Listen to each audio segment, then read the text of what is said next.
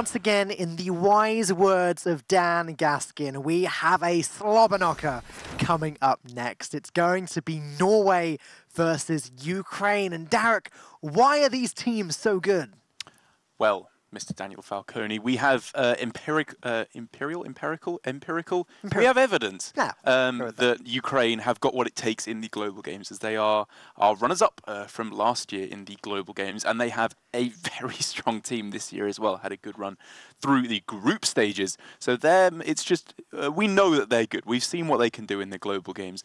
Norway has had a big step up this year with some very, very strong competitors. It's basically, for those of you unaware, Team Nordavind is basically what the Norwegian HGG team is comprised of, because it's a Norwegian Hearthstone team, so it makes sense that there would be a lot of players from there. And they have some of the best players in the world on their team, so they are very fierce competitors indeed. Let's take a look at the bracket for this group and see why we have claimed that Group D is the group of death. Norway versus Ukraine, China versus Switzerland will be happening a little bit later on. But wow, this is... Okay, Derek, I'm going to give you the tough job now. Which two teams qualify? Oof, well, this is maybe perhaps slight spoilers of this series. I am favouring Ukraine in this series in terms of who is most likely to win. Not in terms of who is a better team necessarily, but in terms of the lineups that were picked, the way the matchups have worked themselves out. Ukraine have got themselves in a very good spot. So they're number one. I'm thinking they're in a good spot to qualify. Well, just going to stop you right there, Derek, because you know who else favoured Ukraine? Who? You did. Yesterday, everyone watching the Hearthstone Global Games Community Show took part in a vote between Norway and Ukraine, and this was the result. So you're favouring Ukraine, Twitch chat favoured Ukraine, and I'm sure the bits counter will reflect that as well. But carry on, Derek. Who's your second pick for Group D? I think I would have to give it to China, because I think that, in my opinion, the two best teams in this group are Ukraine and Norway. I'm not trying to dispute that, because they are so good in terms of the players they have on there. But I will say that because I expect Norway to be losing this series, because they are pretty big underdogs here, it's worth saying, with the way the matchups have shaken out. China are a very strong team.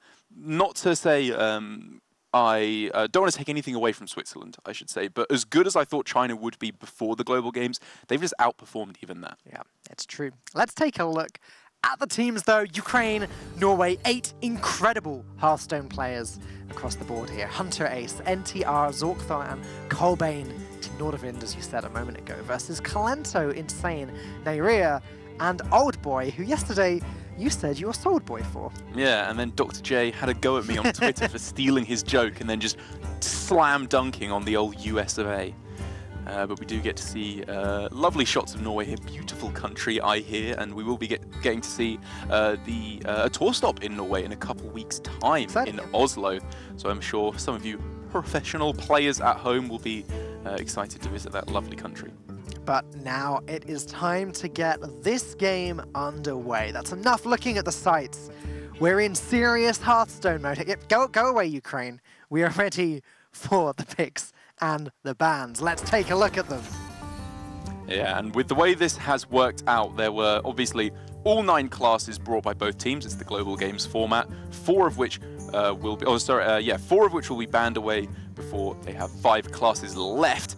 We can see pretty easily here the anti-control decks being got rid of right away. Quest Rogue on both sides being brought, Quest Rogue on both sides being banned, and then the first pick on either side is the Death Rattle Hunter, the second best anti-control deck in Hearthstone at the moment, or normal deck. There are some stupid ones that are good against control, but this is standard good anti-control stuff because it's pretty controlling lineups. Shadowwalk Shaman also pretty much an anti-control deck, but also Ukraine with Token Druid, that can be very good at taking down control decks as well.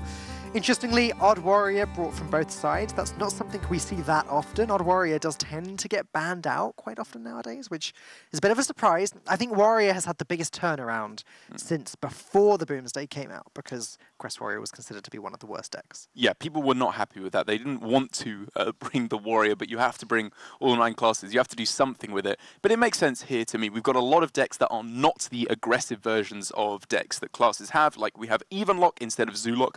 Control control mage instead of aggro mage for Ukraine, which is not something we oft see. Let's see how these decks have lined up against each other, though, and why you are favoring Ukraine. Yeah, we have Big Spell Mage for Old Boy versus NTR on the Even Warlock.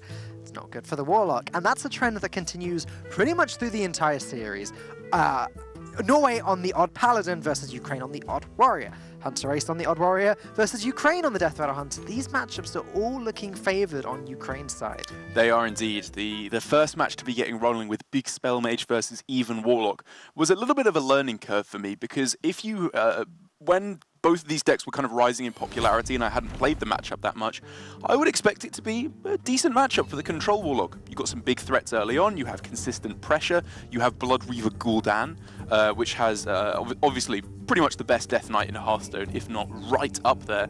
But it just turns out, if the Control Mage never really attacks face, so they never activate the hooked Reavers, just keep removing every single threat, throw down Jaina as quick as possible, it's just a really nice matchup for the Control Mage. It was the way that Sotul first explained the matchup to me a while back, where he said you can pretty much just maths it. You just count the amount of big threats in the Warlock, you count the amount of removal in the Big Spell Mage, and you soon reach the conclusion, oh, the Warlock runs out of stuff, the Mage doesn't run out of removal. And at that point, you've got Water Elementals spewing all over the place as well.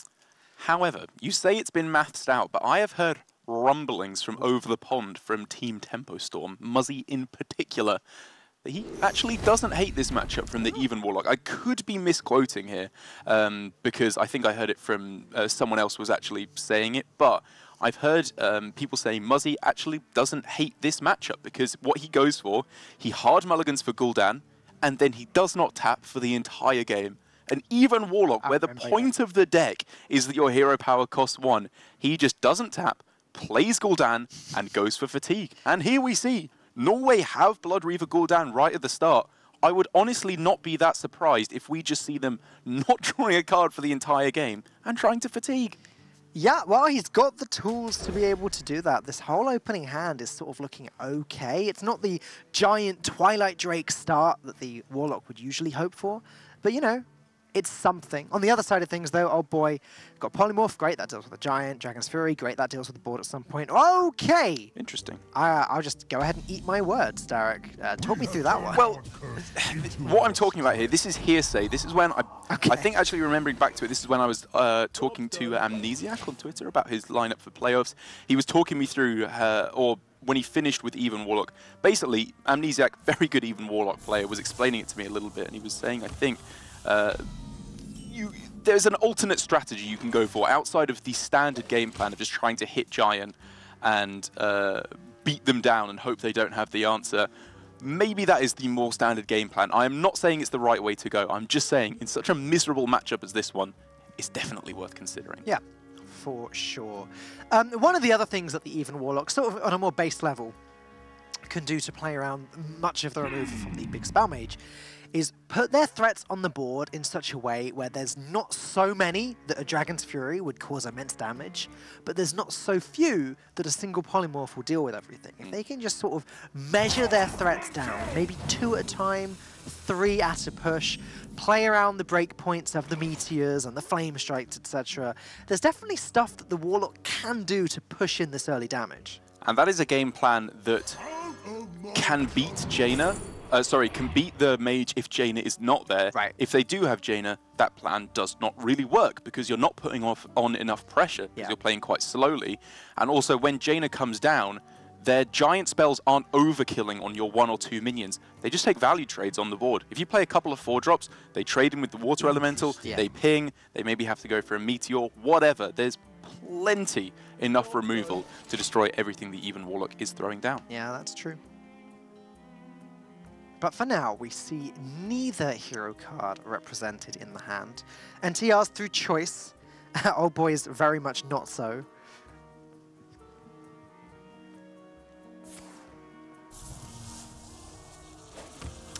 Finally, NTR draws a card he can play in the next couple of times. A card he wants to play. Yeah, a nice big old threat there in the Twilight Drake. What you're hoping to do as soon as possible. It's arguably even better to go for Twilight Drake on 4 than Giant, because it might bait out a piece of removal. Obviously, if you're on the coin, you want to go Giant on 3. But it's good enough for the moment, just to put a check on your opponent saying, you got to remove this if you don't want to be taking a lot of damage.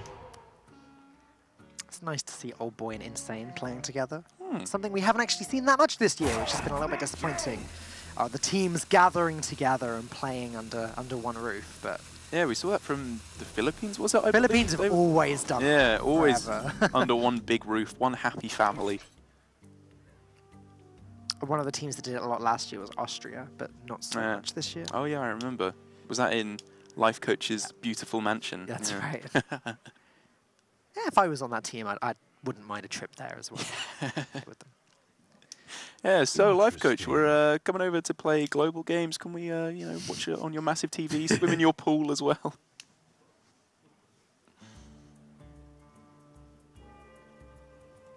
So the obvious play this turn, I guess, is the card that was just drawn, the Bright-Eyed Scout, which has some major upsides in this deck, but also some potential downsides if something like an Arcane Artificer is drawn.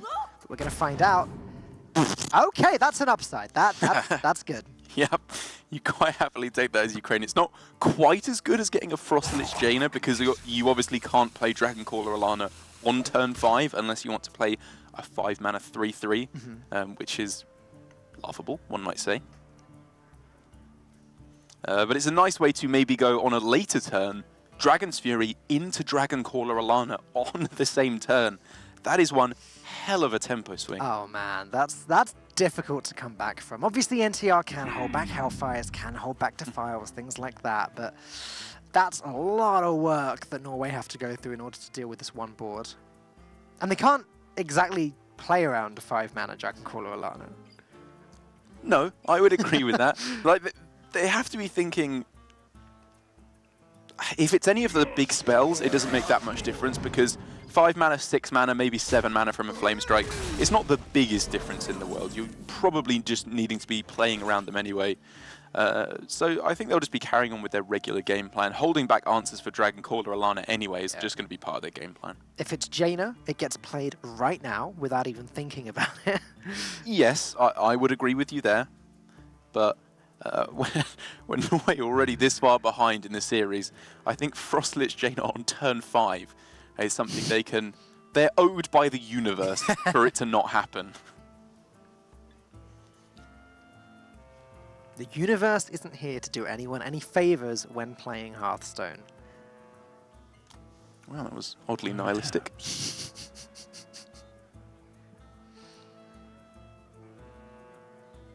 So a bit of a weird turn here for the old boy, because as a first glance, Voodoo Doll, it's not a bad play at all. You don't have all too many big minions to be worrying about from the Even Warlock, because after the initial threats of Twilight Drake, Mountain Giant, which you're usually only expecting to see about 2, maybe 3 of in the early few turns, there's not much. Hooked Reavers are very unlikely to be 7/7s for a long while, because, again, you never attack face as the big spell mage until right at the end.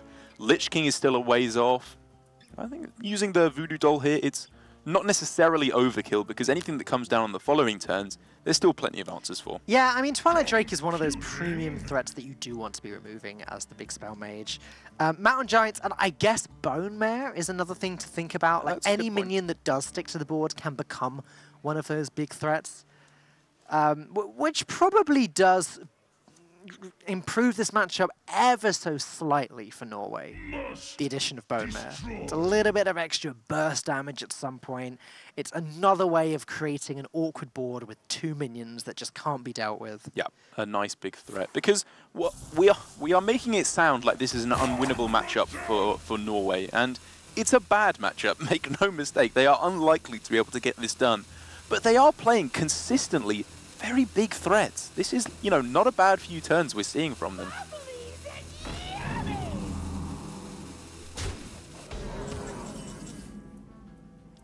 Managing to get Ukraine's health down, chunk by chunk. Still no Jaina drawn yet.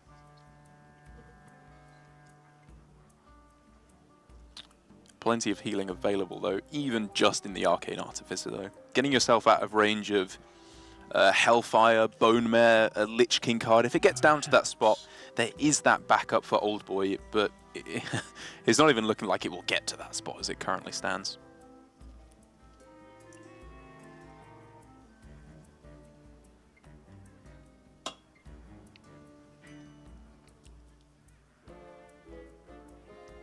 Interesting. Oh boy, just sort of not wanting to play anything yet. And this is sort of what I meant by awkward boards. Like, it's a 4-4 and a 3-2. On one hand, it's awkward because he doesn't want to remove it. On the other hand, he doesn't want to remove it because it's not posing much of a threat. Mm. And you, in an ideal world, if you were under no pressure as the control mage whatsoever, you wouldn't play anything at all until you played Frostlich Jaina, because every single card in your deck pretty much potentially represents a water elemental, because it means you can get your opponent's minions' health totals down to 1.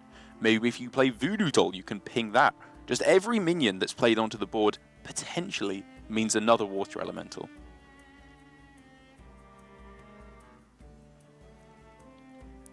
Nice to see Old Boy having a chuckle with Insane there. Old Boy is a very friendly person. He's very easy to get along with. A very, very charismatic man. We both had the joy of hanging out with him for quite a bit in China towards the end of last year. It was good times. Like him a lot. NTR can go all in here if he wants to go Mountain Giant, Coin, Twilight Drake, which is weak to Blizzard, but otherwise it's quite difficult to deal with both of those minions at once. Yeah, it's awkward shapes because obviously Dragon's Fury is not quite big enough to be able to deal with both of those big old threats. And it looks like he might be leading up to that now.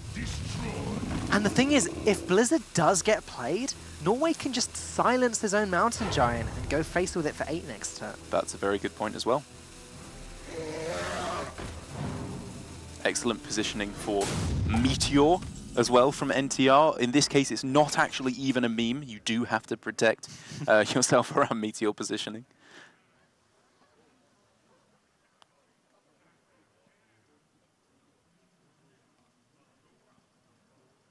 And what does Old Boy do about it? Artificer Meteor, I guess? Artificer could trade... I was going to say you could trade in the Stonehill and then play Dragon's Fury to try and guarantee the kill on the Mountain Giant, but it's far too risky.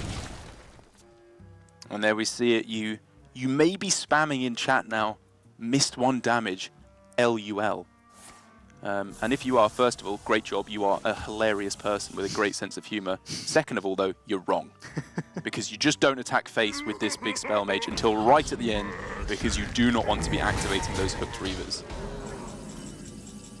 I'm definitely starting to see a world in which Norway get through here. They do have a very strong... They made a big push onto the board, and now Bone Mare to follow up as well. These are really awkward shapes for Ukraine to be dealing with. The Lich King is an issue, though. If Bone Mare gets played, it has to be buffing up the Twilight Drake, which has to be trading into the Lich King. That's not pushing the damage that they'd like to.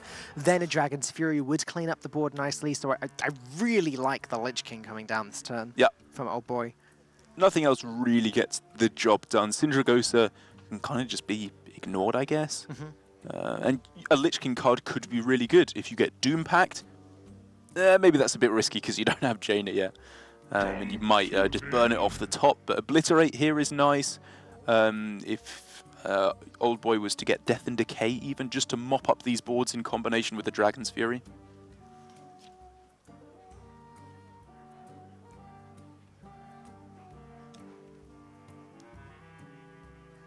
Must destroy.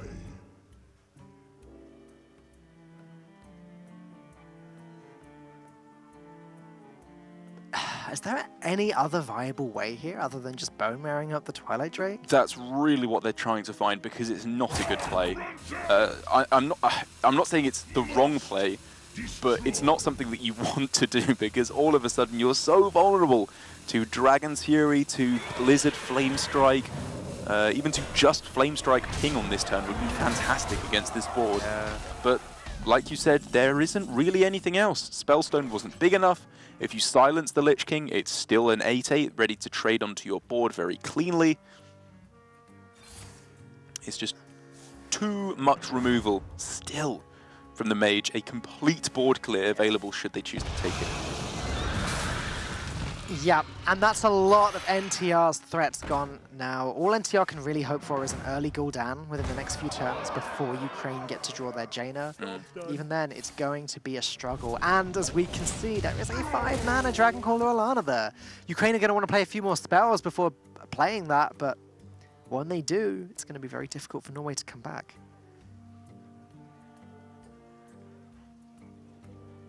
So options available to NTR on this turn. We could see Defile Dread Infernal because it clears the board and puts something big in play. Defile isn't too crucial in this matchup. If you were to see a Dragoncaller Alana on a coming turn, though, you do need Hellfire double Defile to be able to clear it off, or the numbers don't quite work out. Or double Hellfire. Or or double Hellfire, but with the cards represented in hand. Yeah. I think. There might be some other ways you can maneuver it, I suppose, but I'm not seeing any. If they've got any minions on the board whatsoever at the time, then there are some trades that can happen that can improve the Defiles, etc.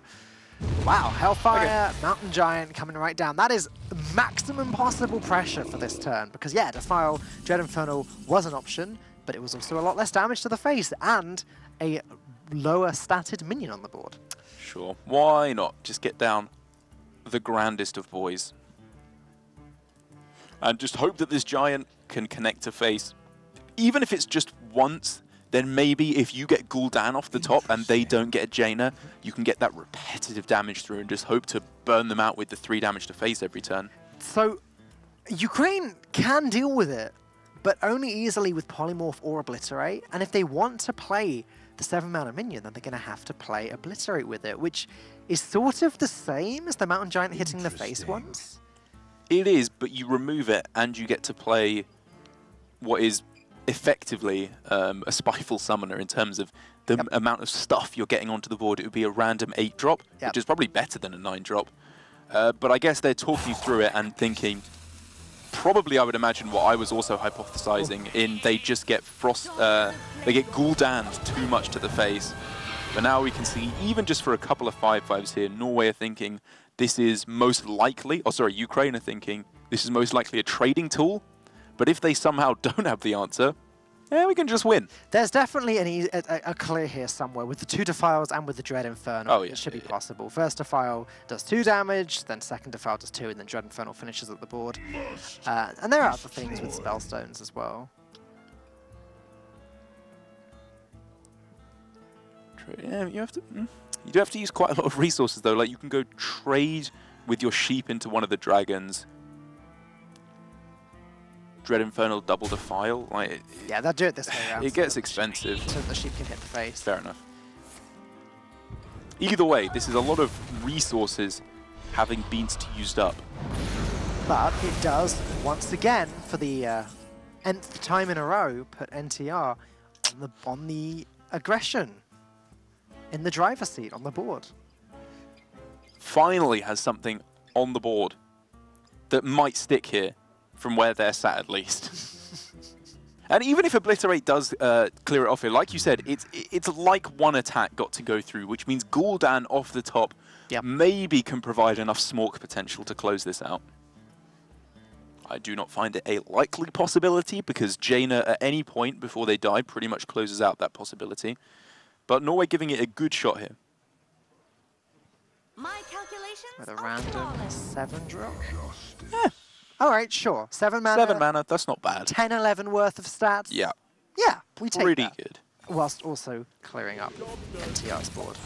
Would have been a lot better last turn instead of Polymorph Alana, because they would have got an 8-drop, which is a lot better than the average 7-drop. But they would have taken 8 damage instead of 6. They wouldn't have been able to play Dragoncaller Alana. It would have worked out very differently indeed. So I guess probably not even worth talking about, one might say. So what does Norway do about this now? As the only removal they have is the Spellstone. Yes. So they could deal with the 5/6. Other options, I guess Lich King Doomsayer? Yeah, I was looking at that. Like, what happens if old boy just passes? I think he's fine with that because that's one of your biggest threats gone. It kind of has to connect face. they arguably even want to fit in a tap on this turn because they want to find that Gul'dan as quick as they possibly can. True. But then they can't go Gen into Spellstone, but Gen Spellstone isn't even that good. It's the problem with the even Warlock now. It's that the one extra mana that the life tap costs is kind of the same as it costing 2 mana. As NTR has to float one here. But, you know, this is nice. Clear up a minion, restore the health, put a Doomsayer on the board and taunt it, so no damage is going face this turn. He got the tap in, like you said. This is nice. It's like when you go camping with your family and it's pouring down with rain and your dad finally gets in and he's like, you know what? This is nice. This is fun. I'm having a good time. Yeah. And you're sitting there crying, trying to play your Game Boy by torchlight. I think I might be getting a little bit deep into my own memory here. I actually thought you were in my memory there. Yeah. I'm sure I've had that exact situation. I think this is just many an English child's lament. We did never go camping again, though. A hurricane did hit us while we were in a tent. Wow. Obviously not a powerful one. That sounds staggeringly dramatic. I think it was like the tail end of a hurricane, actually. Right, okay. Just to temper everyone's expectations here. Yeah, Don't. well, you would be dead. Don't camp through a hurricane, Hearthstone fans. And there we go. Blood Reaver Gul'dan is finally ready to come down for Norway. I suppose they need to think about going for Lich King whatever this turn, but like it doesn't line up well on the board. Spellstone again, I guess. Even then, that's not that good. I think you just play the Gul'dan, start getting those hero powers to face, and pray they don't draw that Jaina.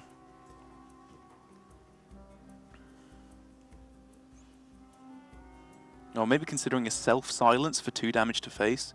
That's not bad. Because any damage through to face at this point is all NTR is looking for. Computing. But yeah, getting the Gul'dan down. It's just what you do. And then you hit them in the face and hope they cannot heal. Nice and simple plan here for Norway now. They developed themselves another medium-sized board, but there's the other hero card right on cue, sort of. Can Ukraine actually play her this turn? So if we were to see Flame Strike on this turn, and any kind of big board was developed on the next turn, Jaina again can't be played. So maybe you do just go Jaina on this turn, you heal up to 18, you tank 6, which is bad, but not that bad. And then next turn, you almost certainly clear the board, and you almost certainly make yourself a Water Elemental as well. Yeah, the more I'm looking at this board, the more I'm thinking it's now or never. They clear up everything except the 6/6, they heal for 5. There's no lethal out for Norway here, so it does set Ukraine up to win the game. 1 Hellfire, I believe, has been played as well. Yep. Throughout the course of this game. So 6 health is the breakpoint that Old Boy cannot afford to go below. Oh, wow. They're going to wait, though. I guess this does leave you with a 5/5 in play, so you can kill off any medium-sized minion yourself. Sorry, just with the minions on board without having to expend any other spells from your hand. Deciding that 5 damage to the face is perfect. 6, however, it's a little too much. We're not. Let's not go crazy here. Yeah. That is curious, actually. I mean, like, the point is, as I've been saying, you don't activate Hooked Reavers in this matchup, but so what? They're going to be hero powering every turn, right? Just do it. Just send the ping face. So no way to actually kill off this Lich King outside of a Dragon's Fury. Now that's awkward. Which isn't actually that bad. Like, you've seen both Giants. Hooked Reavers, I guess, are the biggest threats left. Yeah. And if you just go for Giggling Inventor now, you're very unlikely to be tanking damage to the face on the next turn. And then you just go Frostlich Jaina, and you're probably winning. Worth pointing out that if that Obliterate had been a Death Coil, Then it would just be lethal. this would just be lethal. NTR gave himself the ability for a 1 in 8 out because there's no way he could have connected Frostmourne to face or had enough mana. So yeah, I think that was yeah, and Death and Decay would be 1 damage off. Yeah, so a 1 in 8 chance there for NTR to get lethal just on the spot. You take those again in a matchup as unfavored as this. That's NTR has done surprisingly well here to even find himself in that position.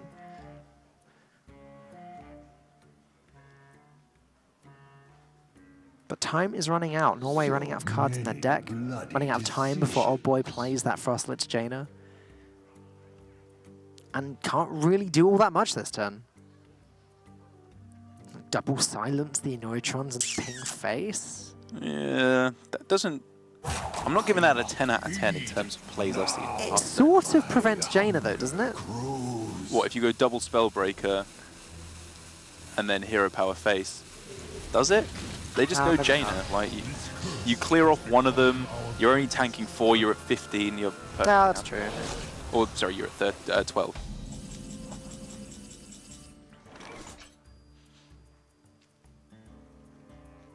So now, I have to imagine that it's finally Jaina time. You've seen both Defiles at this point, but I guess you're afraid of... oh no, that would just be lethal. If they go Jaina there, that's game over, because Spellbreaker, Hellfire, Hero Power closes out the game. What? How is Norway putting themselves in this position? Maybe Ukraine should have just played it earlier. We were saying when they only had 6 damage on board, that was the best spot they could have played it in. And Norway have done it. Oh my god, this game was so sick. What? And Ukraine have to know that this is a distinct possibility. Silence. Silence, Hellfire, attack face, Hero Power. It's 12. There's no lifesteal gained off of the Water Elemental. Arcane Artificer doesn't change that at all, even if it's hit by Hellfire. I'm trying to think if I'm messing anything up here. All right. I think that's just going to be it. Norway definitely deserving all of the cheers that I'm sure they're getting in Twitch chat right now. That is incredible. But like I said, Old Boy must have known this is a possibility. Yeah. Those Spellbreakers had been held on to for a very long time. The Hero Power's 3. They know there's a second Hellfire somewhere in the deck. Like, but maybe, I guess Ukraine had no way of playing around that. I don't want to agree with that, because I'm not saying that their play was necessarily incorrect, but I do have my strong doubts about it. Because if they had gone for Jaina as quick as possible, just when there was only 6 damage on board, they tanked 6, I believe they would have gone up to, what was it, like 18 on that turn or something like a pretty high health total, because the hero powers hadn't come through that fast yet from Blood Reaver Gul'dan. And then after that, you have a water elemental on board. That's 3 healing at least, because it can't be silenced away, because it's an aura effect. Then you just follow up with more every single turn. You probably clear the board next turn, because he still had a Dragon's Fury in hand. It was a difficult game there towards the end for Ukraine. While the early game was a little bit more simple, very complicated late game there, and I feel like maybe they could have put themselves in a position where they couldn't be burst down. But while we've been talking about Ukraine's decisions that were difficult, to say the least, very well played game by Norway. That was pretty impressive to watch. Unbelievably so, actually. Going all in with the Giant and the Twilight Drake earlier on when they got the chance, and then just pushing every bit they could. Taking that 1 in 7 for the lethal with the Death Knight card. Very, very cool indeed. And now Norway maybe have a chance as we take a look at what's coming up next. It's still a long road ahead of them, but it's going to be Odd Paladin for Zorkthar versus Odd Warrior for Nayria. And this is far from a good matchup for the Paladin. Yeah, another pretty miserable one here for Norway and Zorkthar, but they've done it once. They got the matchup, they got the win in an unfavorable matchup, game 1. And this is not a miserable matchup, I will say, for Paladin, because it's not like the Quest Warriors or the Dead Man's Hand Control Warriors, where they have Warpath, they have Scourgelord Garrosh, they have Blood Razor, all these amazing cards against token decks. In the Odd Warrior, it's a little bit more overkill. Generally, they have to go for Brawl, Warpath, Brawl or Reckless Flurry if they want to kill off a big board, which can mean that as the Odd Paladin, if you play it real nice and slow, value every single turn, getting those hero powers in turn after turn after turn, you can outvalue in the mid to late game to the point where you get in enough chip damage and the warrior can't respond effectively enough, and you always have the refill. I'm looking at this Ukraine deck list for a second, Derek, and there's something a little bit suspicious in the 5-mana slot. Oh wow, that's pretty cool. Oh wow, they're running see that. 1 copy of Abomination Fair play. in the Odd Warrior, which, I mean, only improves the Odd Paladin matchup. Absolutely. All right, guys, just before we get into the next game, we want to remind you one more time about HGG Cheer. I'm sure it's all you've been seeing in Twitch chat all day, as we've had 6 million cheers almost. Yeah, that's pretty insane. Obviously, you get yourself some very nice rewards, support your country. A portion of the revenue from the cheer donated will be going to the players from these teams. So you are not only getting yourself some very cool prizes, oh, not prizes I should say, but packs, emotes, all that good stuff, a card back if you donate enough. You are also getting some nice revenue to the players, a little bit of support to show your love. Just a reminder one more time, if you don't know how to get involved, all you have to do is make sure your Twitch account is connected to your Blizzard account, your Hearthstone account. You go up to the top of the Twitch page where you can click Get Bits. You get yourself some bits. I got the words out eventually. You get yourself some bits, and then in Twitch chat, there's a little bit icon. You press that. You choose the team you want to support. You choose the amount of bits you want to cheer at them, and cheer away. And if you look underneath where we are, underneath the Twitch launcher, you can see the community progress. You can see your individual progress, and you can see the leaderboards of how each different country is doing. Although, I think it's going to be very difficult for any other country to catch up or get anywhere near to where the United States are in terms of bit leaderboard. It's going to be difficult, to be sure, as we did get to see a little look at our players coming up, Zorkthar and Neyria. Neyria probably the more well-known of the two players, I would say, due to his very strong tournament success, affiliation with G2 Esports as well. But Zorkthar, while he traditionally has been a little bit more of a behind-the-scenes kind of guy, helping out with a lot of the stuff on Nordavind, a lot of the other players in that, you know, the Salt Army kind of friendship circle. He's taking a bit of a step into the forefront here of Hearthstone, qualifying for playoffs, I believe, this season, which was a very difficult feat to accomplish indeed. He's showing that he's still got what it takes. A bomb sitting in Neyria's hand, ready to go. Do you think he keeps it? It's one of the better cards in the matchup, right? If you are expecting level up, it becomes a little bit worse because they are obviously going to be throwing down then. They're going to have 3 health minions on the board, so it's going to be unable to actually deal with those in its own right. So maybe they start looking for some of the other early game cards, but there's not much. They're not playing Eternium Rover. I guess Stonehill Defender's all right. Maybe Mind Control Tech, like... Yeah, he's throwing it. It's awkward because Zorkthar on the coin is able to coin out the level up before the Abomination even gets played. It's not very good in response to that. That's probably their thinking, because you always keep level up in this matchup. Zorkthar's opening hand, though. Righteous Protector and double Blessing of Might against a warrior deck that doesn't really have any way of dealing with that Righteous Protector. It does not. Everything the Odd Warrior does is kind of overkill. It's all Shield Slam, Reckless Flurries, Brawls. They can't deal with these individual, small, but high priority targets very effectively. And now it's just a question as to how Zorkthar's going to go about this. And yeah, he's going to just go ahead and play Righteous Protector. Turn 2, we could see double Blessing of Might. We could see 1 Blessing of Might, coin Hero Power. Frankly, I like making this Divine Shield minion as big as possible. Same. We're talking a 7-1 with Divine Shield here against a warrior that, again, the best removal they could possibly have is Iron Beak Owl, which would be playable next turn. If they do have Owl, though, you are very sad, but the smile on Zorkthar's face tells us one thing, and that is that he is smorking to his heart's content. No Owl present in Neyria's hand, though. In fact, nothing whatsoever. No way of dealing with this 7-1. You can see Faceless Manipulator on it for a 5-mana 7-1 taunt. The anti-Mogushan Warden. That's funny, because Norway's only cost 3 mana. Did cost them 3 cards, though. True. Clearly, the somewhat ridiculousness of this early game start for Norway, having a little bit of a chuckle about it. And they have decent follow-up as well. It's not like they slow down here. They've still got that hero power that they can now chuck down every single turn. Well, now, do they have to start considering Brawl and like not going too wide? I think that's silly. I think he does want to go as wide as possible. But yeah, you don't want to play into MCT going into a turn where it would be pretty good for Noria. So maybe just a hero power? Just a hero no power. Righteous Protector? Yeah. Still setting up for a Fungalmancer or probably Coin Fungalmancer, I guess, on the next turn. Isn't bad at all, actually. In the real situation of this game, if there's other minions on the board, Super Collider will be able to deal with a 7-1 on turn 5 because it hits it, the friend shield goes, the minion attacks its friend. Though that is at the cost of a lot of health for Noria, as we have to play the Super Collider, not tank up, and then take an extra 7 damage. There's the owl. All right, calm down, everyone.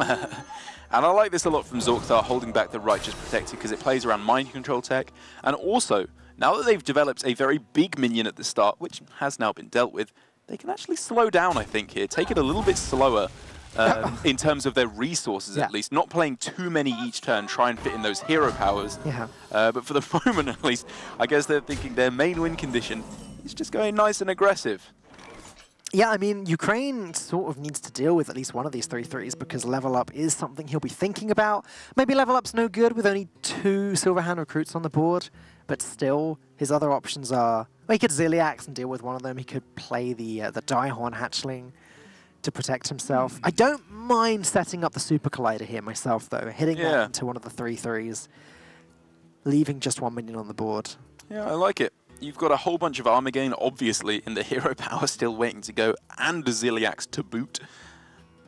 So why go for the Reckless Flurry yet? The Reckless Flurries will be good at any point in the game because it's very unlikely, I would argue, that you are going to get up to a high enough health total that you don't want to go for a Reckless Flurry.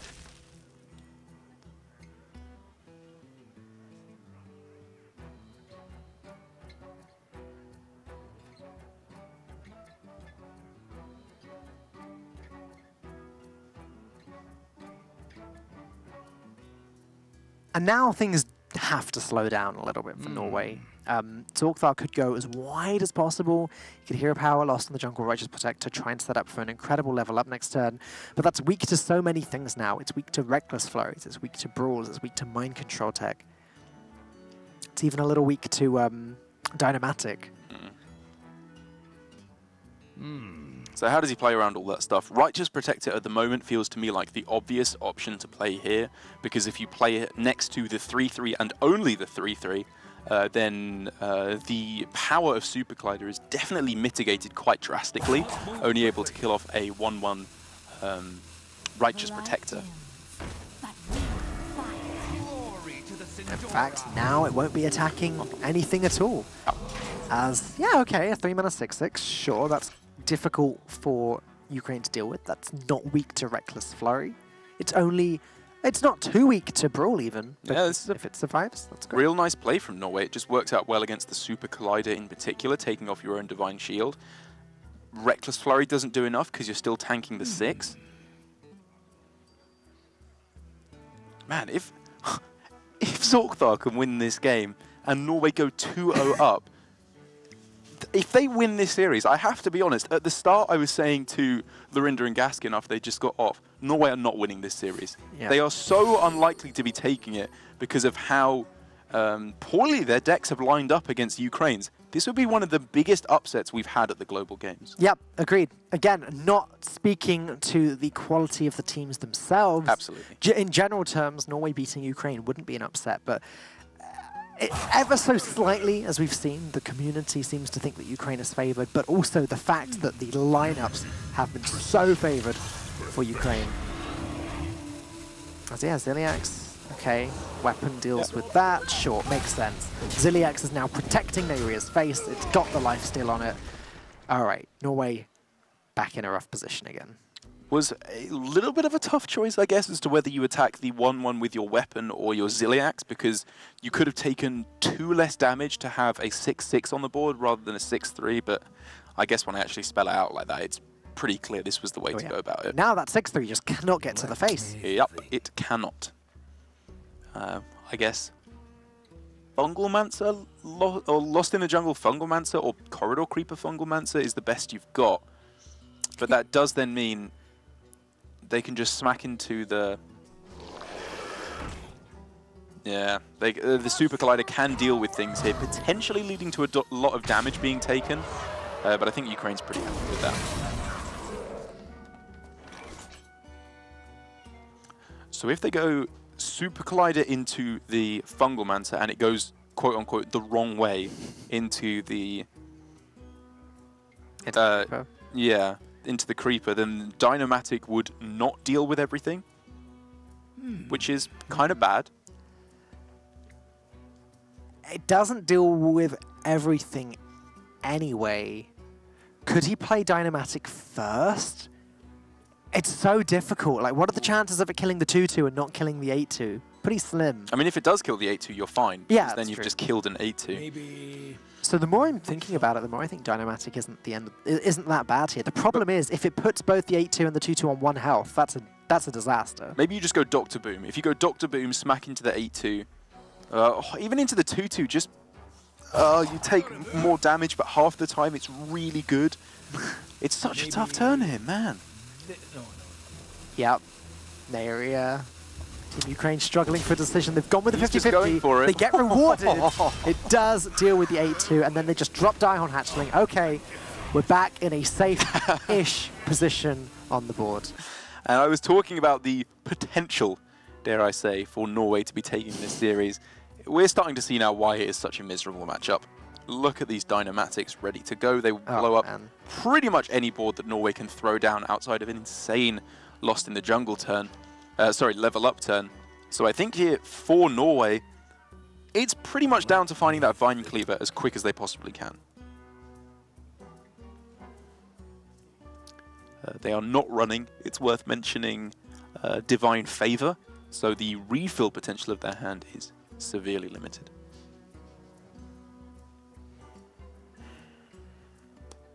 I'm not even sure how good Vine Cleaver is here. It's better than anything else. It's good, but is it even good enough to win the game? All right, Norway going to go as wide as possible. They're hoping to get a powerful level up next turn. But Ukraine can very, very easily put a stop on this.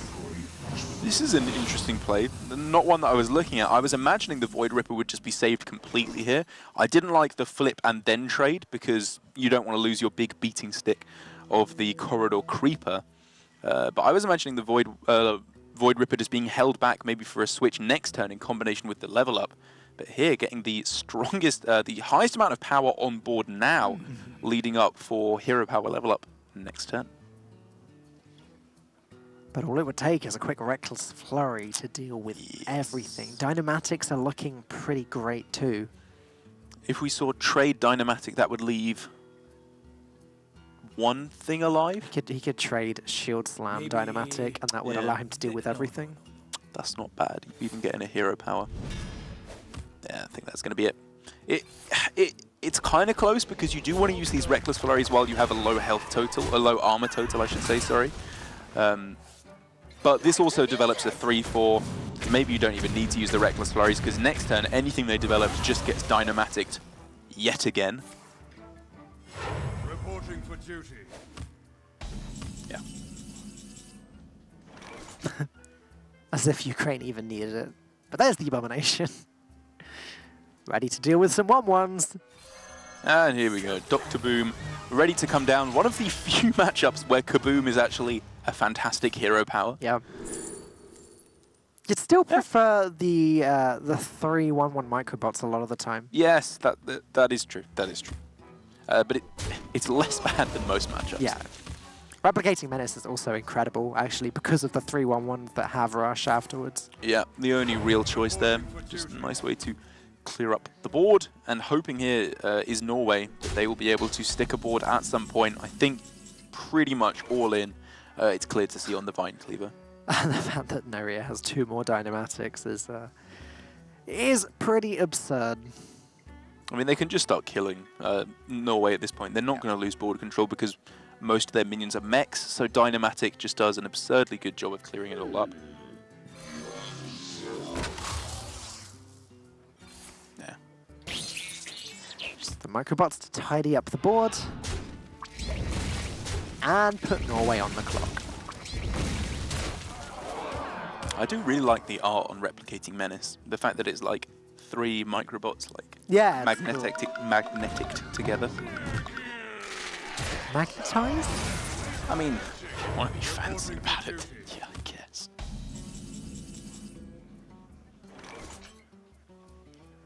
More value, demands Nyria as the delivery drone comes down yet again. Dynamatic. More Dynamatics. Oh my goodness. Yeah. It's probably not even right here. Well, actually, the other cards aren't good, so...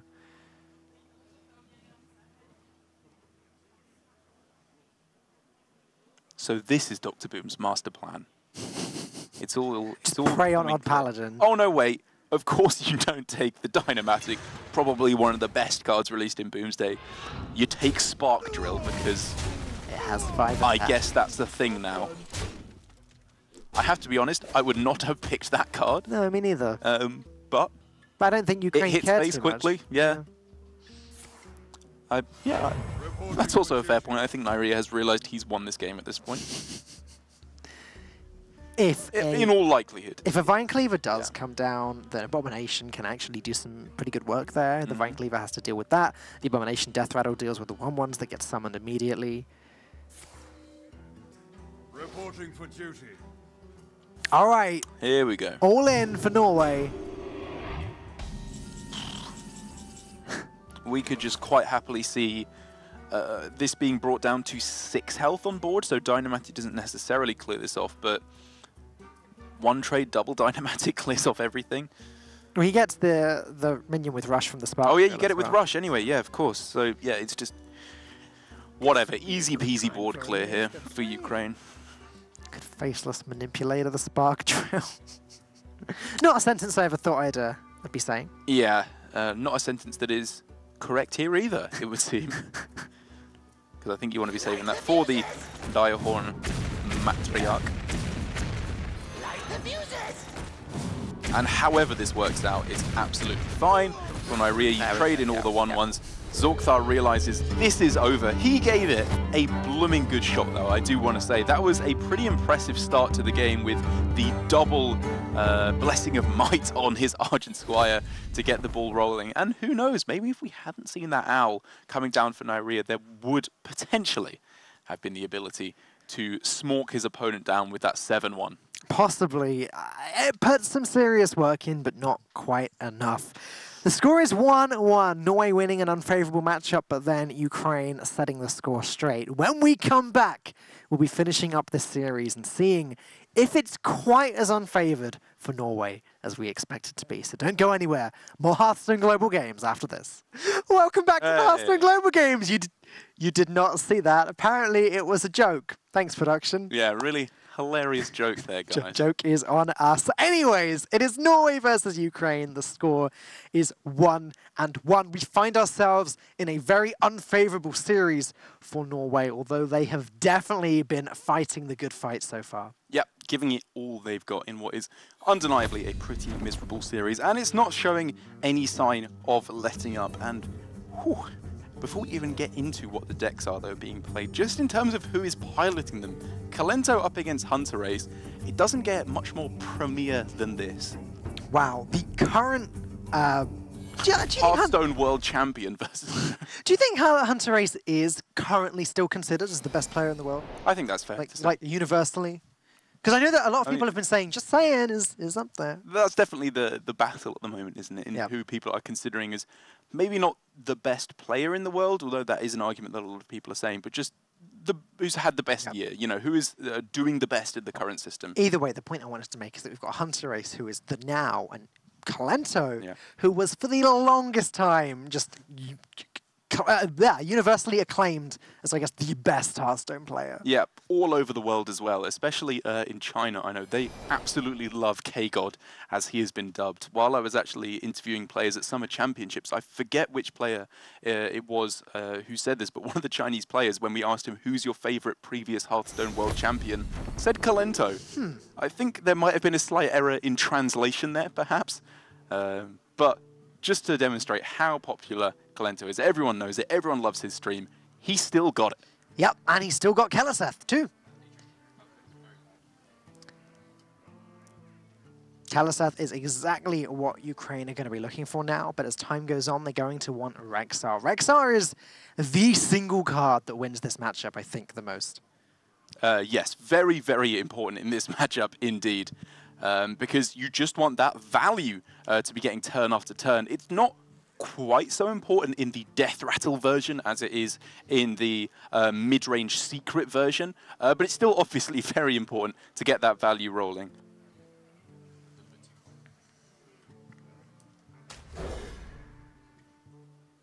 Actually going to keep Savannah high main as well. And sure, you know, against a control warrior type deck, Savannah high main has always been one of the best cards in the game. Right since the dawn of Hearthstone, that has been the case. I still remember, it was obviously pre-Odd Warrior days, Trump SC throwing Tinkmaster Overspark in his control warrior just to deal with all the high mains that were running about on ladder. Ugh, the good old days. Good old Trump SC. Anyways, Keliseth into Egg seems like a good way to start. Kalento hopefully going to want to pick up some cards for the middle of the game as well. In the meantime, though, looking at Hunter Ace's hand, and again, if there's anyone that's going to win an unfavorable matchup like this, it is Hunter Ace. It is Chiboy. Can't say I've seen him playing all that much Odd Warrior. What now? Me neither. He wasn't playing. Oh no, he was playing. Was he playing at playoffs? I remember he either had a lineup that completely targeted Odd Warrior or had Odd Warrior that was completely targeted by his opponent. Nah. I believe he was hard targeting on one of the other players, but... Either way, that's showing a lot of respect to the deck. Sure. And Kalento getting, like you said, a nice hand to get rolling with here. Play Dead is not necessarily the most obvious play onto the Devil's Door Egg right at the start, because it's not like the other more mid-range tempo-based matchups where you just want to get the biggest stuff on board as quick as you can.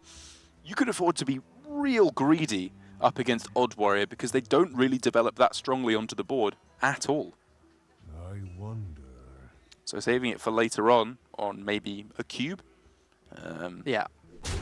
Maybe a Katharina Winter Wisp as well if you have enough beasts knocking about in the deck. Not even going to throw down the egg this turn. What do you think about that? Out of my jungle. I'm not sure, to be honest. I'm going to have to mull on that one a little bit. I'm thinking, I guess, more value later on with Mossy Horror, I suppose. You don't want to give your opponent better brawls over the course of the game. Okay. I'm not finding much reason to not play it. I guess maybe he's just anticipating that it will be removed right at the start. Or the egg will be removed and he won't be able to get Death Rattle activated, so he wants to save it for this turn to go Egg Play Dead on the same turn. Actually, yeah, I guess that does basically the same thing if you go Egg Play Dead on this turn, because you got a hero power in last turn, you miss a hero power on this turn. But as we've established, though, does he really want to be playing Play Dead on the Egg in this matchup? Like, Play Dead on the Cube does seem more, you know, correct value-wise, but look at this, Ukraine going to go for it. Okay, yeah, this makes sense now. They were trying to play it on the same turn that the Death Rattle activator comes down, so there was no counterplay with Owl. There we go, okay. We got that. Old Derek Brown got there eventually. That was a bit of a weird one, though. It's not often that you see an egg in a hand that doesn't come down on turn 3.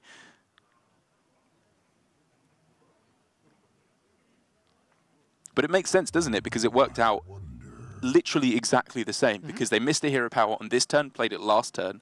The egg couldn't have attacked even if it had a turn to get ready, because it has 0 attack. And the Devil's Sword would be coming out on turn 4 no matter what. So, kind of a smart play.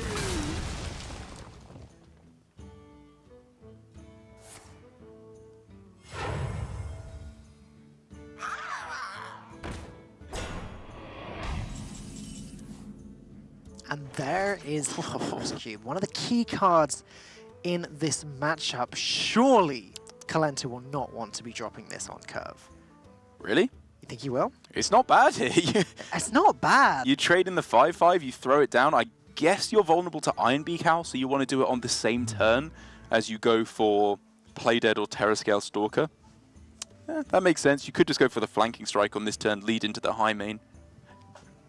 Yeah, maybe it is better to hold on to it. It's got such good stats. That's why it's difficult to not do it. Because what else is Kalento doing this turn? Playing flanking strike on the hatchling and trading into it? And that's okay, but it's not 5 mana's worth of okay. However, if we were to see, say, flanking strike this turn, high main next turn, leading up into Carnivorous Cube with a potential Play Dead or Terrascale Stalker, if that were to come down, that is a pretty disgusting series of events. If he is going to play the cube, I guess on the egg. I would like to see it on the egg, because then he gets the big board immediately. If it gets silenced, it's not the end of the world. There's still another 5/5 there. Yeah. Okay, going with a kind of middle-of-the-road play, because this way... It's always strong against Brawl, isn't it? Like, the eggs are very difficult to... It's just Owl that he's afraid of. And if he is afraid of that Owl, this is the better way to go about it, because it still leaves a 5/5 and the 2/5 in play. This is much better against Silence. It's a somewhat lower value play overall, because you don't really want to be hitting the eggs. But I guess when you have Mossy Horror in hand, death rattling the cube into eggs isn't quite so bad.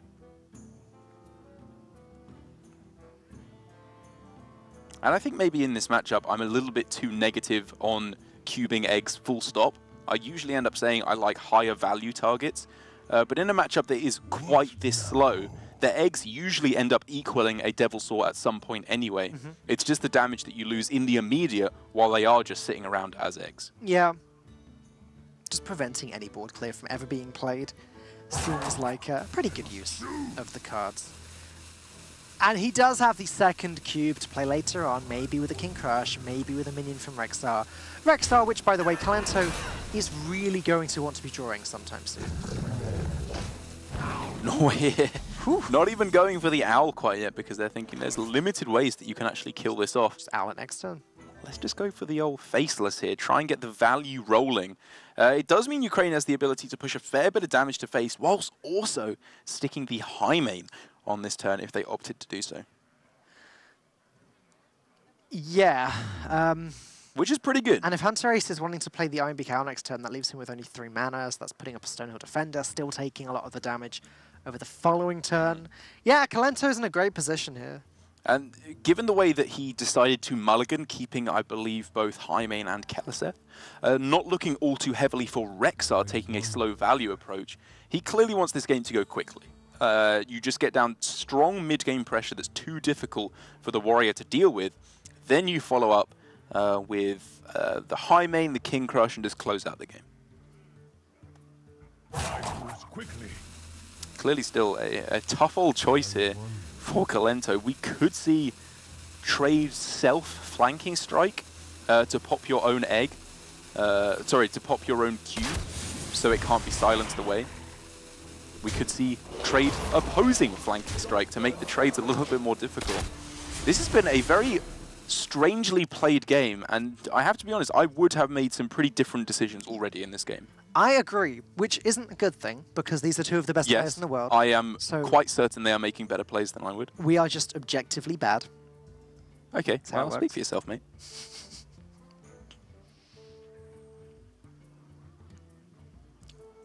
But again, we find ourselves in this position where, yeah, Hunter Ace could play the Owl, but there's a lot of damage on the board. He could develop the Super Collider instead. Deal with both of the 5-attack minions, just leave a bunch of eggs on Kalento's board.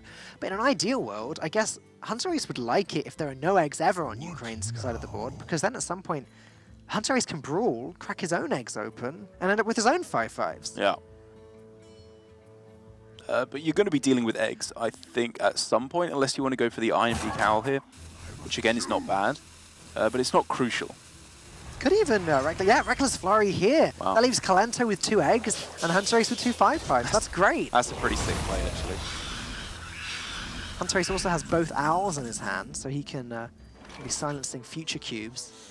And now for Kalento, I guess Mossy Horror is the obvious first port of call on this turn, because it gives you a nice bit of stuff on the board, but then your opponent just trades with you, and you're really not that happy.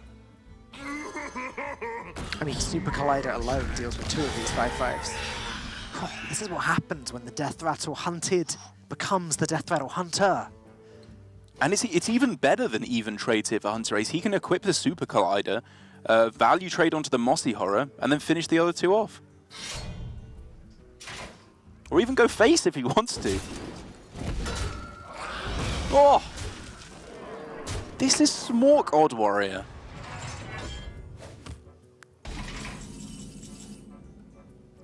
Oh, that's a draw, though. That is a big old draw there. What's actually left in the deck, though? 2 Witchwood Grizzlies. Okay. Yeah, pretty much the standard list, not running the charged Devil Swords, as we've seen from a couple of the teams here this week. 1 High Main, King Crush, and yes, double Witchwood Grizzly. So Katharina would be summoning 1, and the Death Rattle would be summoning the other. And that is looking like a pretty good turn, actually.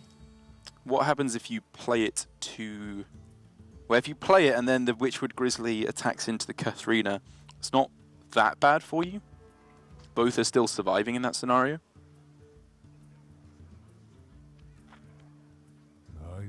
Both are buffed up as well, it's worth saying, off the Kelliser. It's true. It's very powerful. But okay, Ukraine want to try and wrestle some of this board back. They're going to do that with the Hunter's Mark, the Candle Shot, pushing 2 damage to the face. Kalento's game plan isn't really kill Hunter Ace as quickly as possible. It's get Rexar, it's get these big value plays, and just out attrition the Odd Warrior. Yeah. Kalento's plan is get Rexar. Hunter Ace's plan is get wrecked, son.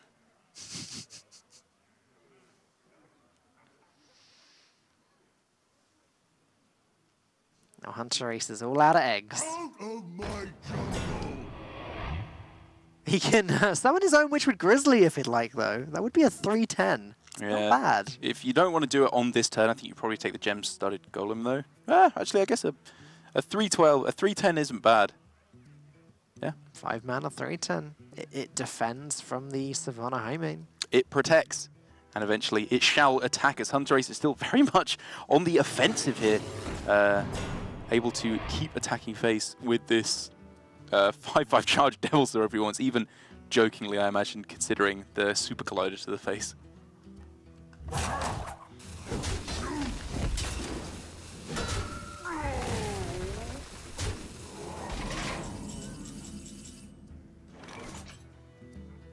Okay, well that's somewhat awkward for Ukraine. One of the worst draws in the deck, because now Katharina can only summon 1 of those, and the Death Rattle will not be going off. Is it just Crush time? King Crush plus the weapon does deal with the Witchwood Grizzly. Is Crush a 9/9 or? I think it's a 9/9. I could be wrong though. I think so too. I thought he just dragged over it, and I thought it was green, but... Okay, so if it's a 9/9, you could then take out the Witchwood Grizzly in combination with, obviously, the Candle Shot, which is really not bad at all. Especially as Katharina Winterwisp only summons the 1 Grizzly now, which isn't all too good.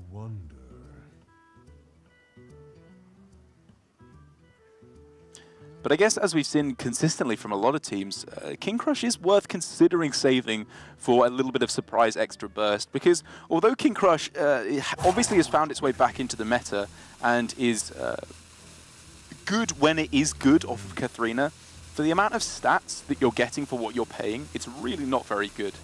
A 9/9 for 9, even with the charge thrown in there, is very underwhelming. Yeah, that's true. Katharina is objectively so much more stats, it's not even close. And so, Katharina it is. Ukraine also want to avoid drawing the 2nd Witchwood Grizzly before playing Katharina. That would have been a complete disaster. So at least he's prevented that from being the case. By recruiting another minion from his deck, Ukraine is pushing Rexar closer and closer to the top.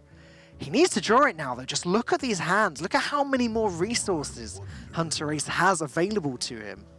He does have a lot of resources, but he's also under a lot of pressure from what Kalento is throwing down. If we were to see double attack in with both the minions into the Grizzly, that would bring it down to 5 health, I believe. At which point, attack into it with the weapon. Hero Power Reckless Flurry clears off the board, but then leaves behind potentially a beast for Ukraine. So it starts to get pretty messy pretty quick. Yeah, this does seem a little bit more reasonable of a game plan. You don't want to be clearing up a board and potentially just have King Crush smack you in the face next turn, because obviously Hunter Ace does not know that there's no beast left in the deck.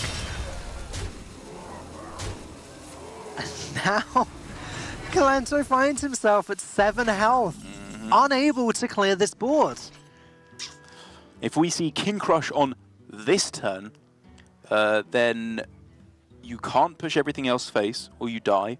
So you have to take some trades at least. He can clear most of the board. So maybe it's Grizzly Flanking Strike that will develop a... it's buffed up, so it's 13 minus 6, 7 health minion. Oh, it's an 8/8. It is an 8/8. Okay. Oh, it's only an 8/8. Wow, okay. So yeah, can't quite clear everything now. Oh, that's really not very good. 9 mana 8/8 with charge. Who would play that card? Well, no one for a very long time in Hearthstone, as Norway's board finally is pretty much dealt with.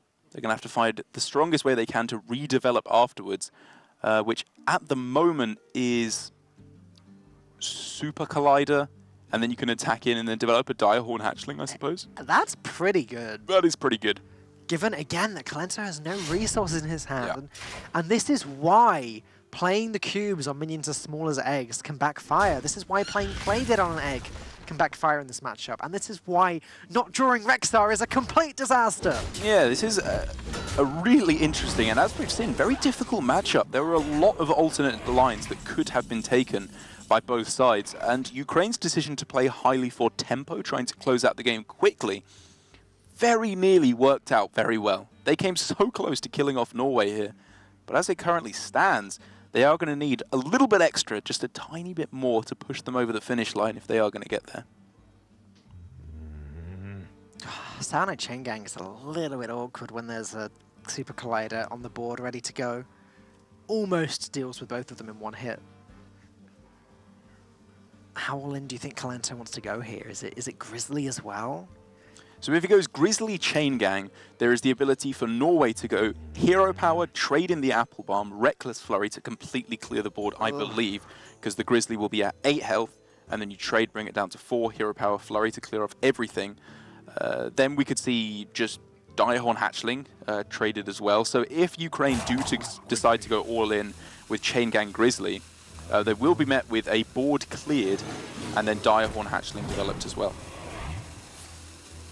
So they are opting to instead get the damage through to face, and this will work out a little bit better for them, because they will not be punished by that big play that Hunter Ace could have gone for with the Reckless Flurry. And I think this is a good realization, if you will, from Kalento, that there is still a lot of board clear available. He doesn't want to be pushing everything in one go, because then he just gets blown out by Reckless Flurry Brawl. However, now, if Norway want to, they could just make the trade, drop Dynamatic, drop Direhorn Hatchling, and still be ahead on the board, even more ahead on the board than they were before, because they'll have both the Dynamatic and the Hatchling ready to go, without even using a charge of the Super Collider. Hunter Ace clearly not taking a single moment to slow down on board development, because there were many alternate lines we could have seen here. Dr. Boom here wasn't half bad. Gets a better hero power, I would argue, but when you're potentially representing lethal next turn, this is a fine way to go about it. It's just so clean as well. It was the fact that the clear was perfect. It didn't use the charge of the Super Collider, which means, as you said, it is lethal setup. But it might get a charge of the Super Collider, as Hunter Ace is considering attacking face with the Super Collider on this turn. There was clearly a lot of consideration to attack face on that turn, which I think would have been one of the first Super Colliders to face I've ever seen.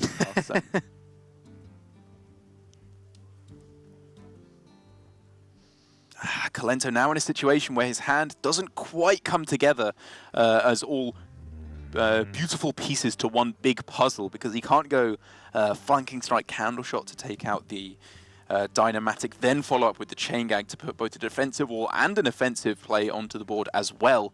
He instead has to just go for kind of mediocre plays, I guess. Chain Gang Flanking Strike onto the Direhorn to try and set up for something, but then you're weak to the Super Collider that you know is already in play. How long can this go on?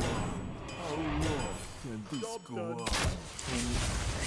Kalento doing all he can do, really. That's putting his stuff on the board and hoping for the best. As Hunter Ace is getting very excited over there. Oh, he's so close to lethal. If he goes hero power, attack in, reckless flurry, that would mean he's 1 damage off lethal if... he could attack into the leftmost chain gang. So this is just 1 damage off lethal. So if he had attacked face with the Super Collider last turn, he would have lethal right now. That's why he's getting animated. Right. So maybe it was just better because you play around chain gang. That's so weird. It's a little bit complicated for anyone not keeping up there. So that's the hero power first. Yeah. Gain the 4 armor. Yeah. Hit the weapon into a Saronite. One Saronite hits the other, it dies. The warrior ends up with 1 armor. Reckless Flurry deals 1 damage to the other Saronite chain gang, and then the 6 minion damage goes face, therefore being 1 off lethal. And as you said, last turn, Hunter Ace almost went face with the Super Collider, which would have meant... That would have been so sick. Like, I know Hunter Ace is a god, but if he had done that and set up lethal through chain gang, man, that would have been truly unbelievable. What we end up with is a much simpler play. Yes. Back with the Moon Eater. It's still going to do it, though. It is going to do it. I honestly cannot believe what I'm seeing this series. Norway taking 2 pretty gosh darn unfavourable matchups, I would say. Right here at the start. Face in his hands there for Hunter Ace. He thought he was so close to losing that series after a difficult decision towards the end there, but happy that he's bringing it back. And in one of the most unfavourable matchups, or one of the most unfavourable series we've had for a long time here at the Global Games, Norway are 2-1 up, 1 game away from taking one of the most crazy underdog victories we've had in the Global Games. Hunter Ace certainly putting Kalento in his place that game. I just cannot believe what I just saw. Everyone's saying it every time Hunter Ace plays. It's such a joy to watch him compete. Same with Kalento, and that was a game that I enjoyed very much. Let's take a look at what's coming up next, though, as I believe this is the last unfavored matchup for Norway. So actually, they found themselves in a fine position here. It's Colbane on the Shadowwalk Shaman versus Insane on the Token Druid. Yeah, it's not a fantastic matchup for Norway, especially as they are playing the Keleseth version of Shadowwalk Shaman, not the Wild Pyromancer version, which is a decent matchup. I don't even know if there is still a Wild Pyromancer version. Someone was playing it. Oh man, when was they playing it? I definitely saw it recently. Was it over the weekend at playoffs? I can't remember. Must have done to I've seen it knocking about at some point. I agree, it's by far the less popular version. But if you are... Oh no, yeah, it was at playoffs, because I was thinking that actually makes a bit of sense because Token Druid is so popular now. It's by far, from what I'm seeing, the most brought version of Druid. Why not? Give yourself a winnable matchup there. Take it back to a position where it's not actually that bad for you, because you can just exhaust them of all their boards of threats. However, with the Keleseth instead of the Wild Pyromancer, this is looking to be a difficult game for the Norwegians. Yeah, I think that's safe to say. The problem that the Shadowwalk Shaman has in this matchup is just not enough board clears to deal with everything that Token Druid throws at them. They play Whispering Wood, yeah, great Lightning Storm. They play another Whispering Wood, and they play Soul of the Forest to back it up. It's like, okay, then Lightning Storm and Volcano, and then there's Spreading Plagues with Soul of the Forests and all sorts of horrible stuff. Plus, is this the new... It is the new Token Druid. Please, go on. Explain more boards that can be difficult for the Shaman to deal with. Well, pretty much anything Yeah. that's got more than 15 health on the board. Yeah, that's going to be tricky. Electra helps swing it back in your favour a little bit. As the Shaman, obviously a double Lightning Storm play, or even a double Volcano play, can be a nice way to pull it a little bit back in your favour, try and deal with those big boards. But as is often the case in these unfavourable matchups for the Shadowwalk Shaman, what I find the best win condition for the Shadowwalk Shaman is to be less reactive, more proactive. Okay. Try and get onto the board, lock down the board with Keleseth into Chain Gang with an Acolyte of Pain in there maybe as well, because then you're taking value trades. If they go for Whispering Woods, maybe you don't have to Lightning Storm because you can just value trade like crazy. It's unlikely to work, but it's kind of the best you got. The problem with that is that new Token Druid is sort of more proactive themselves.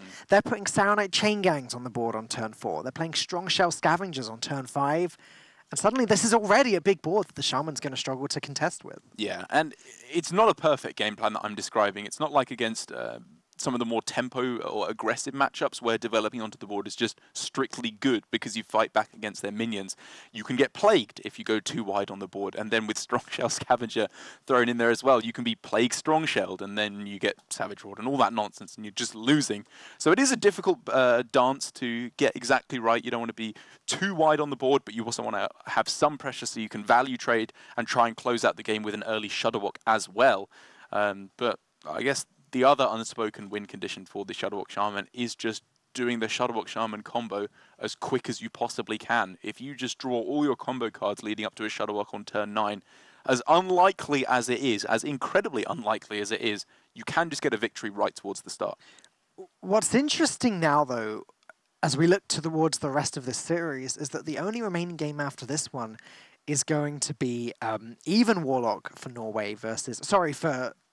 Yeah, it's Death Rattle Hunter for Norway versus Even Warlock for Ukraine. And that matchup's actually fine for Norway. So it looks like they've taken what they described, I think, as a 20% matchup series. Really miserable, yeah. And they've actually turned it around. So far, let's not get ahead of ourselves. Let's not count our chickens until they've hatched. As this is a respectable hand for Ukraine. I guess they've got the Whispering Woods early on, but to be honest, it's not really what you're looking for.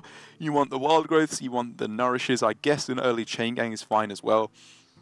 But you want to be getting through to those power turns a little bit quicker, because like you said, if a Whispering Woods just comes down on its own, that's one of your big boards that is just dealt with by a Lightning Storm. You often want to be a little bit more conservative than that. Colbane taking his time on this mulligan, though. And he just... Oh, okay. It looked like he full kept then.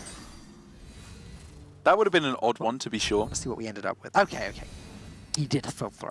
Yeah, not a bad hand. There's the walk. Manatite Totem and Acolyte of Pain raring to go at the start to start drawing Norway some cards, getting Colbine, the Lightning Storms, the Volcanoes, Lyra, all that goodness to clear up any big boards that come down from Insane towards the start.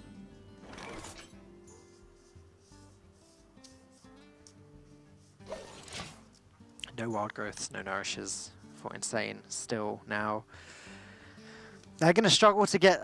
Ukraine are going to struggle to get to their power turns, as Colbane is going to be doing what you described a little bit earlier. He's going to be just getting himself on the board. He's going to be playing Acolyte, playing the Manatite Totem, and hopefully getting some minions that actually have some attack down soon as well, so they can make some trades.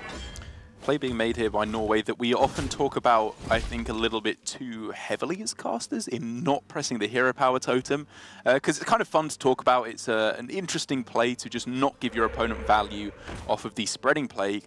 But in this matchup where the best case scenario is a 1-1 because it can start attacking face, which is usually dealt with by the Hero Power anyway, it's not really worth it, I don't think. You just want to be making sure the minions you do stick on the board are getting the job done, actually getting some damage through to face. Spreading Plague is just too much of a counter for the Shaman Hero Power anyways. As yeah, Ukraine going to just go all in on removing this Manatide Totem now. And do you think they consider Whispering Woods on 4? If there's no Storm, they get so heavily rewarded. They get quite heavily rewarded. I guess they have Soul of the Forest as well, which is a big one, but they don't have many attack buffs. So Whispering Woods really wouldn't actually do that much. True. They'd be much more incentivized to go for it if the Chain Gang wasn't there, but yeah. I mean, maybe they just go for it anyway, because if the Lightning Storm isn't there, they can just go Soul of the Forest. Any attack buff they draw from there on in is very, very strong. The Chain Gang does make things a lot more awkward for Ukraine, as 2 of the 7 Wisps get traded away immediately. Then Soul of the Forest and trade everything would be fine if there's no Lightning Storm. So if you go Whispering Woods and they clear up, say they have Lightning Storm, you could then go for Coin into Spreading Plague with a Arcane Tyrant as well. But I think I like this from Insane in saying that the upside of sticking this Whispering Woods is not that high. Even if he does get to stick a Soul of the Forest on the next turn, there's still no attack buff. There's Yeah. nothing to actually do with those 1/1s. And as your opponent starts to play more and more mid-sized minions, slowly it erodes your board of tokens. You've lost a Soul of the Forest at that point, which is one of the best cards in this matchup. And now Ukraine are able to just drop Giggling Inventor if they'd like to. They don't really need to use Giggling Inventor that defensively in this matchup. I guess there could be some merit to holding it back for a turn with the Soul of the Forest or something, but personally, I just like dropping it on the board on turn 5. Yeah, I think you want to regain board control as quick as you possibly can so that your Whispering Woods won't be value traded away once again by all these minions, because this is what I was talking about for Norway. When they get themselves into the position where a decent-sized board of high-health minions is made, and then value trades happen turn after turn, and the Whispering Woods just aren't good enough.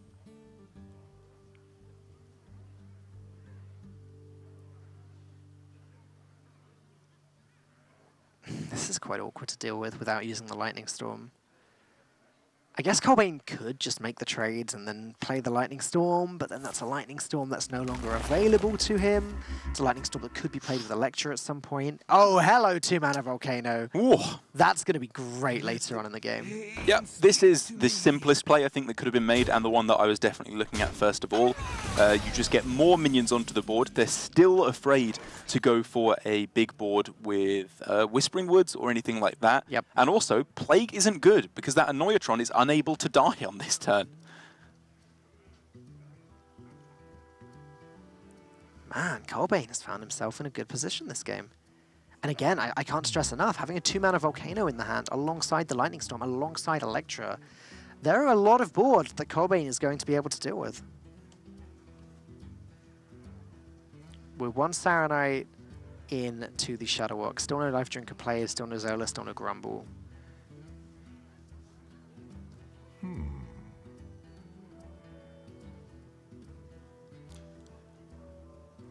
So the best options available to Ukraine on this turn, the most mana efficient play you can make, I suppose, is going for Whispering Woods Wild Growth. There is actually some consideration, I think, for spreading Plague, because I don't think your opponent is going to allow you to get a much better spreading Plague than 1.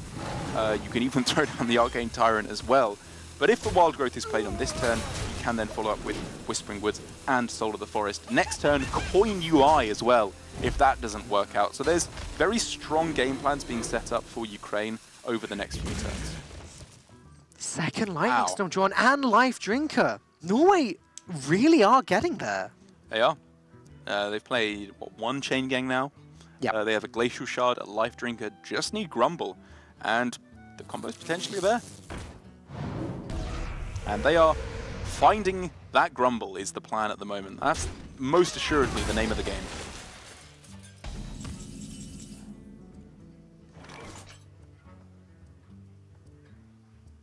As Insane now may have to just go ahead and play Whispering Woods, Soul of the Forest. It's now is the time.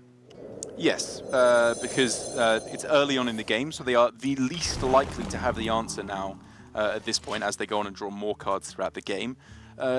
If it works, then you can push some damage through to face. If they have to go for Electra into Lightning Storm, that's then a very wide board for a spreading Plague, at which point we could see Plague, Tyrant, Coin, Soul of the Forest, and that, my friend, is a very resilient board.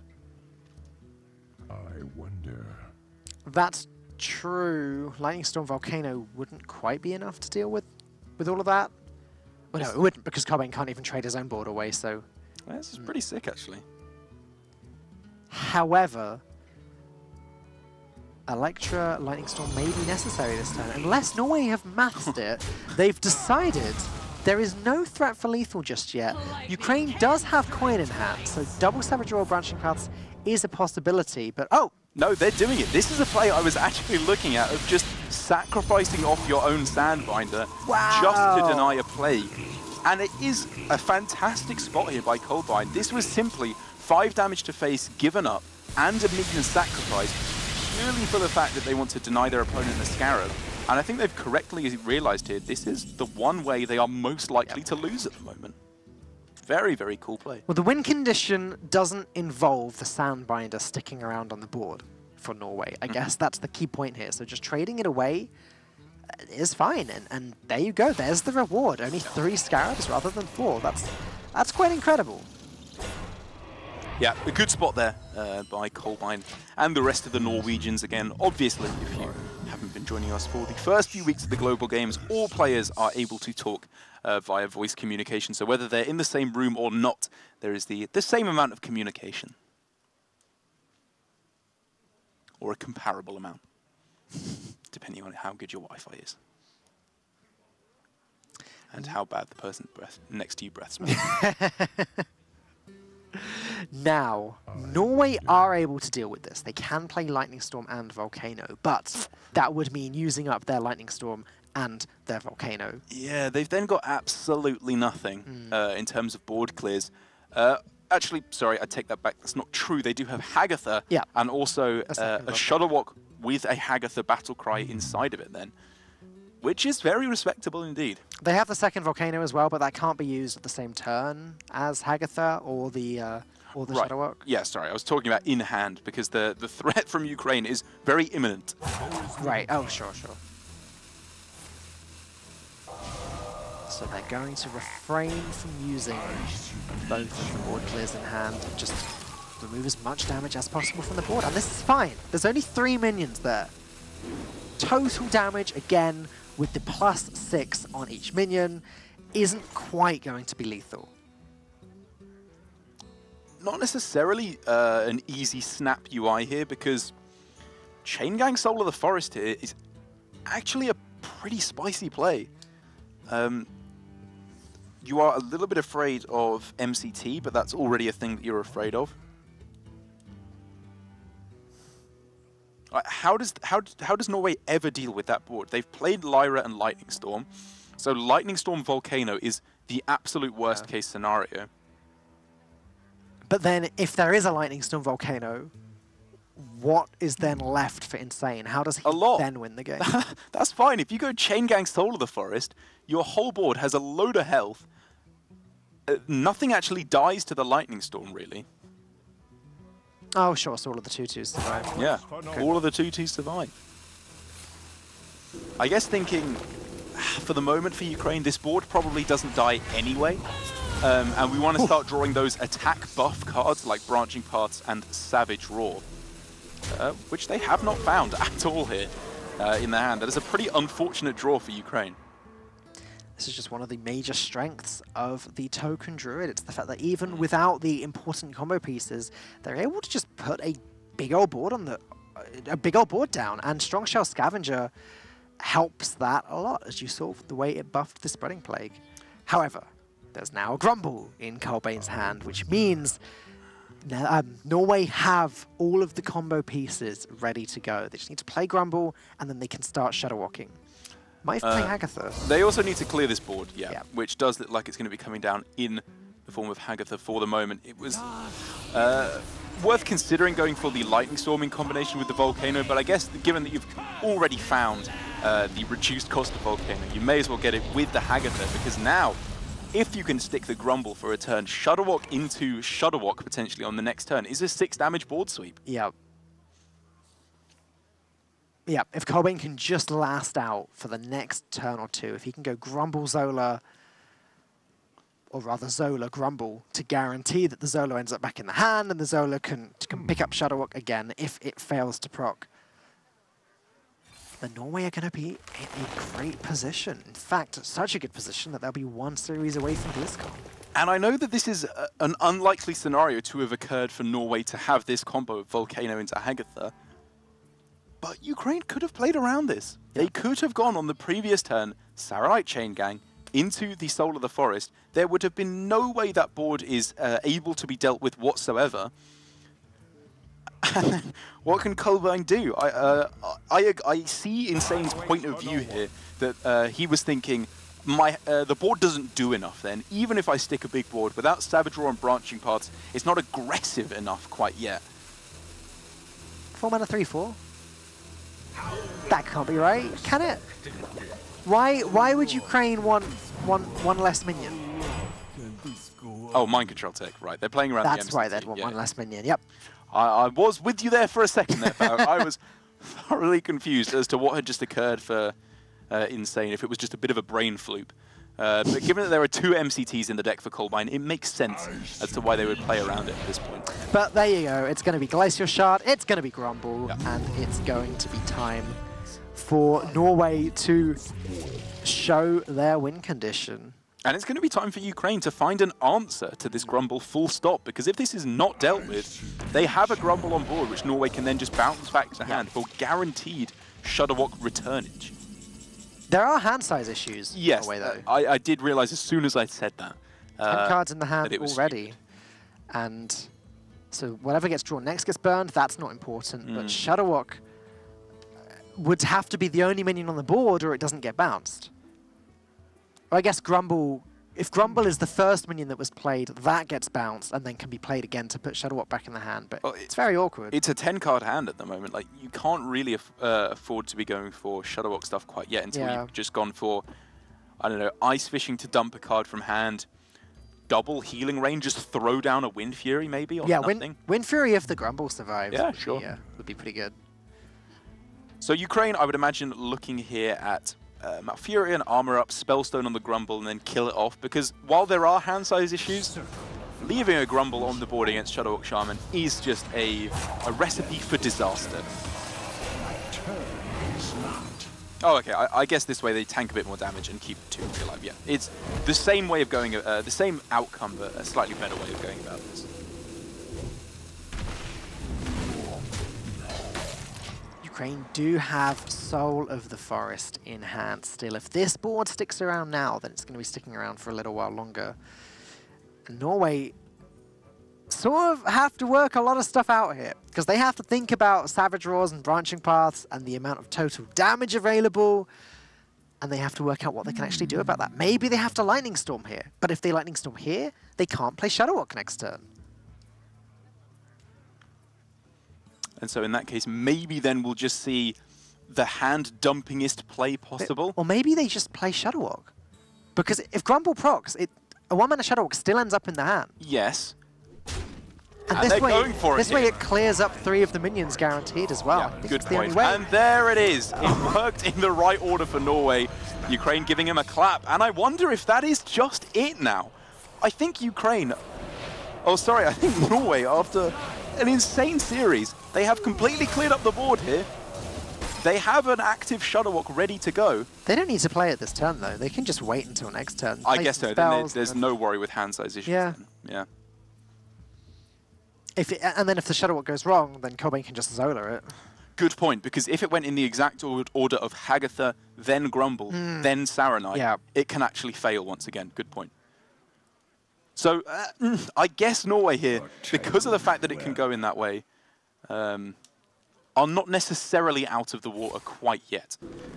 This way, they've given themselves the ability to go Shudderwock, then Zola. So this is just a slightly more tempered play, more reserved, and probably leads to a victory a higher percentage of the time. Ice Fishing is going to be the first to go here. No, just play Shudderwock first, because then you don't generate a spell at all, which is good. You don't want to generate spells at this point. Unless the Shudderwock whiffs. Unless it whiffs, sorry, yes, good point. At which point, whatever. Like, but then he ends up having to play Zola, and then he can't play Shudderwock again until next turn. I think he just plays some cheap spells first, then plays Shudderwock. Yeah, that's fine. I don't hate that. Just as long as there's still the mana in their hand to play Zola if they have to. Yeah, I guess the only point I was trying to make was, if you are going to be playing Shudderwock this turn, you may as well do it first. Like, this just makes another spell, which you probably don't want. Maybe they want a spell. Whatever. The Grumble does activate in the wrong order here for Coldbind, but thanks to his play of saving back the 1-mana Shudderwock, there be a backup plan in the form of Zola.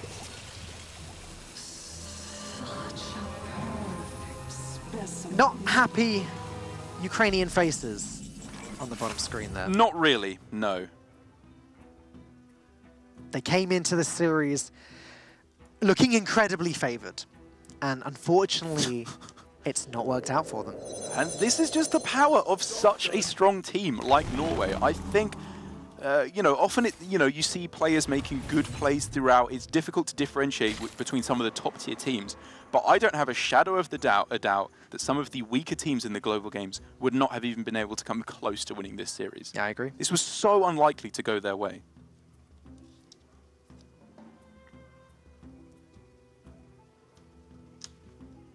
And it hasn't gone their way yet. It's it's worth pointing out there is now Savage Roar branching paths on this board if it is not dealt with, and it could go in the wrong order still for Kolbeinn.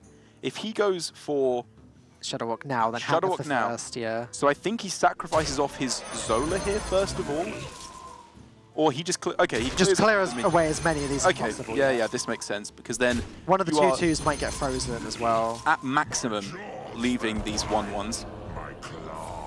And now he just has to hope that it doesn't go in the exact wrong order. It has gone in the right order, though. Rest assured. No, it hasn't. What? No, it hasn't. Oh, my God. No, it hasn't. With Zola going back to the hand first. Yes, the 2/2 gets frozen. That Shadowwalk gets destroyed. Kolbeinn's out of Shadowwalks. As suddenly, Insane and Old Boy are concentrating here. They got to do some maths. Double Savage Roar branching paths is available. That's 8, 16, 24, 25, 26, 27, 29 damage available to Insane right now. But that's not lethal. 8, 16, 22, 28. Yeah. Yeah, I count 28 damage. It's just not lethal. It is just not lethal, and you have to be very afraid of pushing all that damage to face when you know there are at least 2 healing rains available to your opponent. Very possibly more healing at this point due to all the Hagatha activations. All of the healing available for Kolbeinn next turn, though he's going to need to be clearing the board. There is a Lightning Storm there to do that. And there's no more Soul of the Forest left for Insane. So despite that Shadowwalk whiffing in the most spectacular way possible,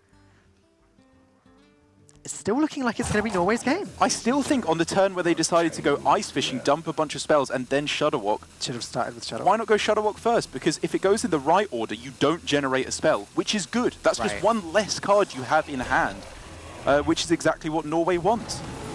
And if it goes wrong, they still have the backup plan of Zola. That's still a possibility they can go for. Yeah, you're right. Yeah. And we do clearly see Insane holding back on the damage through to face because he wants to set up a definite lethal. It's going to be tricky, though. Kolbeinn not going to make that easy. However, if Kolbeinn does deal with this board with Lightning Storm, then Ukraine can go Soundite Chain Gang, Giggling Inventor, set up another board representing lethal next turn. Yeah, it's... I mean, I was basically saying that Norway had won this game, but after what is a pretty series of unfortunate events for them, which, you know, was a direct issue of the hand size, which, again, you know, please call me a moron on Twitter. Only on Twitter? If I'm making a mistake. Whatever social media you prefer. Okay. I meant real life, maybe. Oh, okay. Please don't hunt me down and call me a moron. I mean, if you are going to hunt me down, if you're determined on hunting me down, just leave it at calling me a moron. But first and foremost, please don't hunt me down.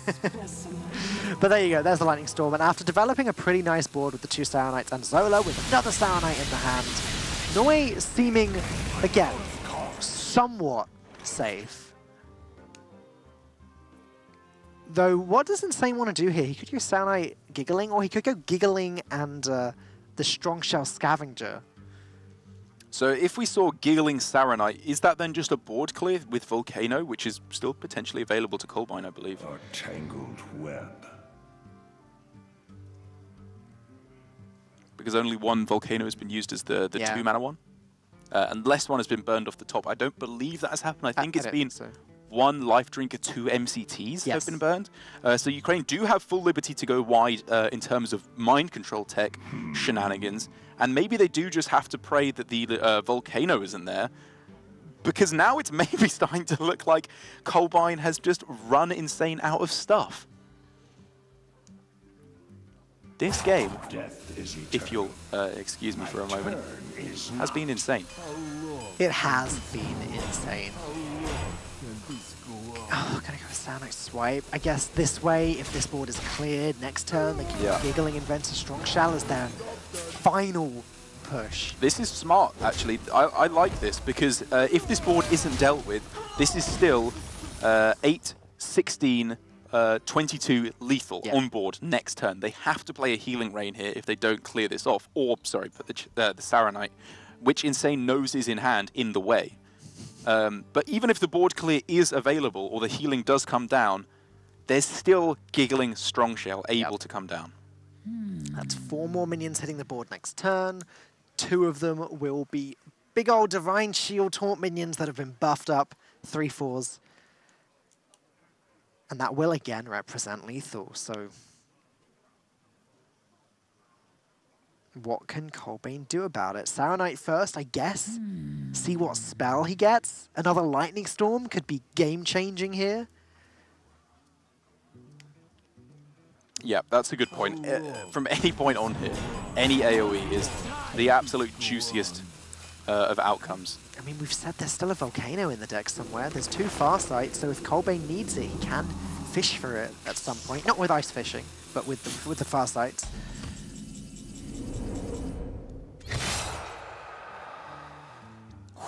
So now, Hero Power, double branching paths? I don't know, you don't want to be using that when you have so many strong minions. Maybe just Hero Power Strong Shell.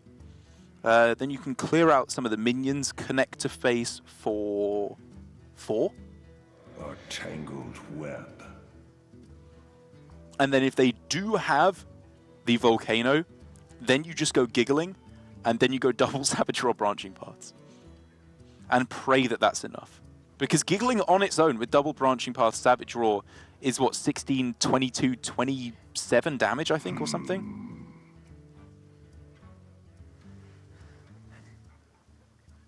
Yeah. Alrighty then. Yeah, I like this. I like this because the key point here for Ukraine going forward into the last couple turns of this game is Giggling on its own is a threat. If it was pushing any extra damage, Insane could even play a Branching Paths here. He can't play all 4 of his attack buffs on the same turn anyway. However, it would only be pushing 2 extra damage, so not exactly worth it. So now for Colbine, he needs that clear, and he does find it off the top with the Volcano. It was guaranteed either way, though. With double Farsight, he would have been able to draw it and would have been able to play it. If it was the bottom card, he wouldn't have had... Oh, no, he would have. Yeah, it only cost 2. Yeah, no, you're right. Okay. But, however, if it was the bottom card, then that's Norway then in Fatigue, which is another problem entirely. So, getting it as the top card is the ideal scenario. That is nice. But again, as I pointed out, this Giggling Inventor is 4 damage on the board. 8 with a Savage Roar is 12. Another 8 with another Savage Roar is 20. Branching Path for 6. 26 damage, I believe, as I count it.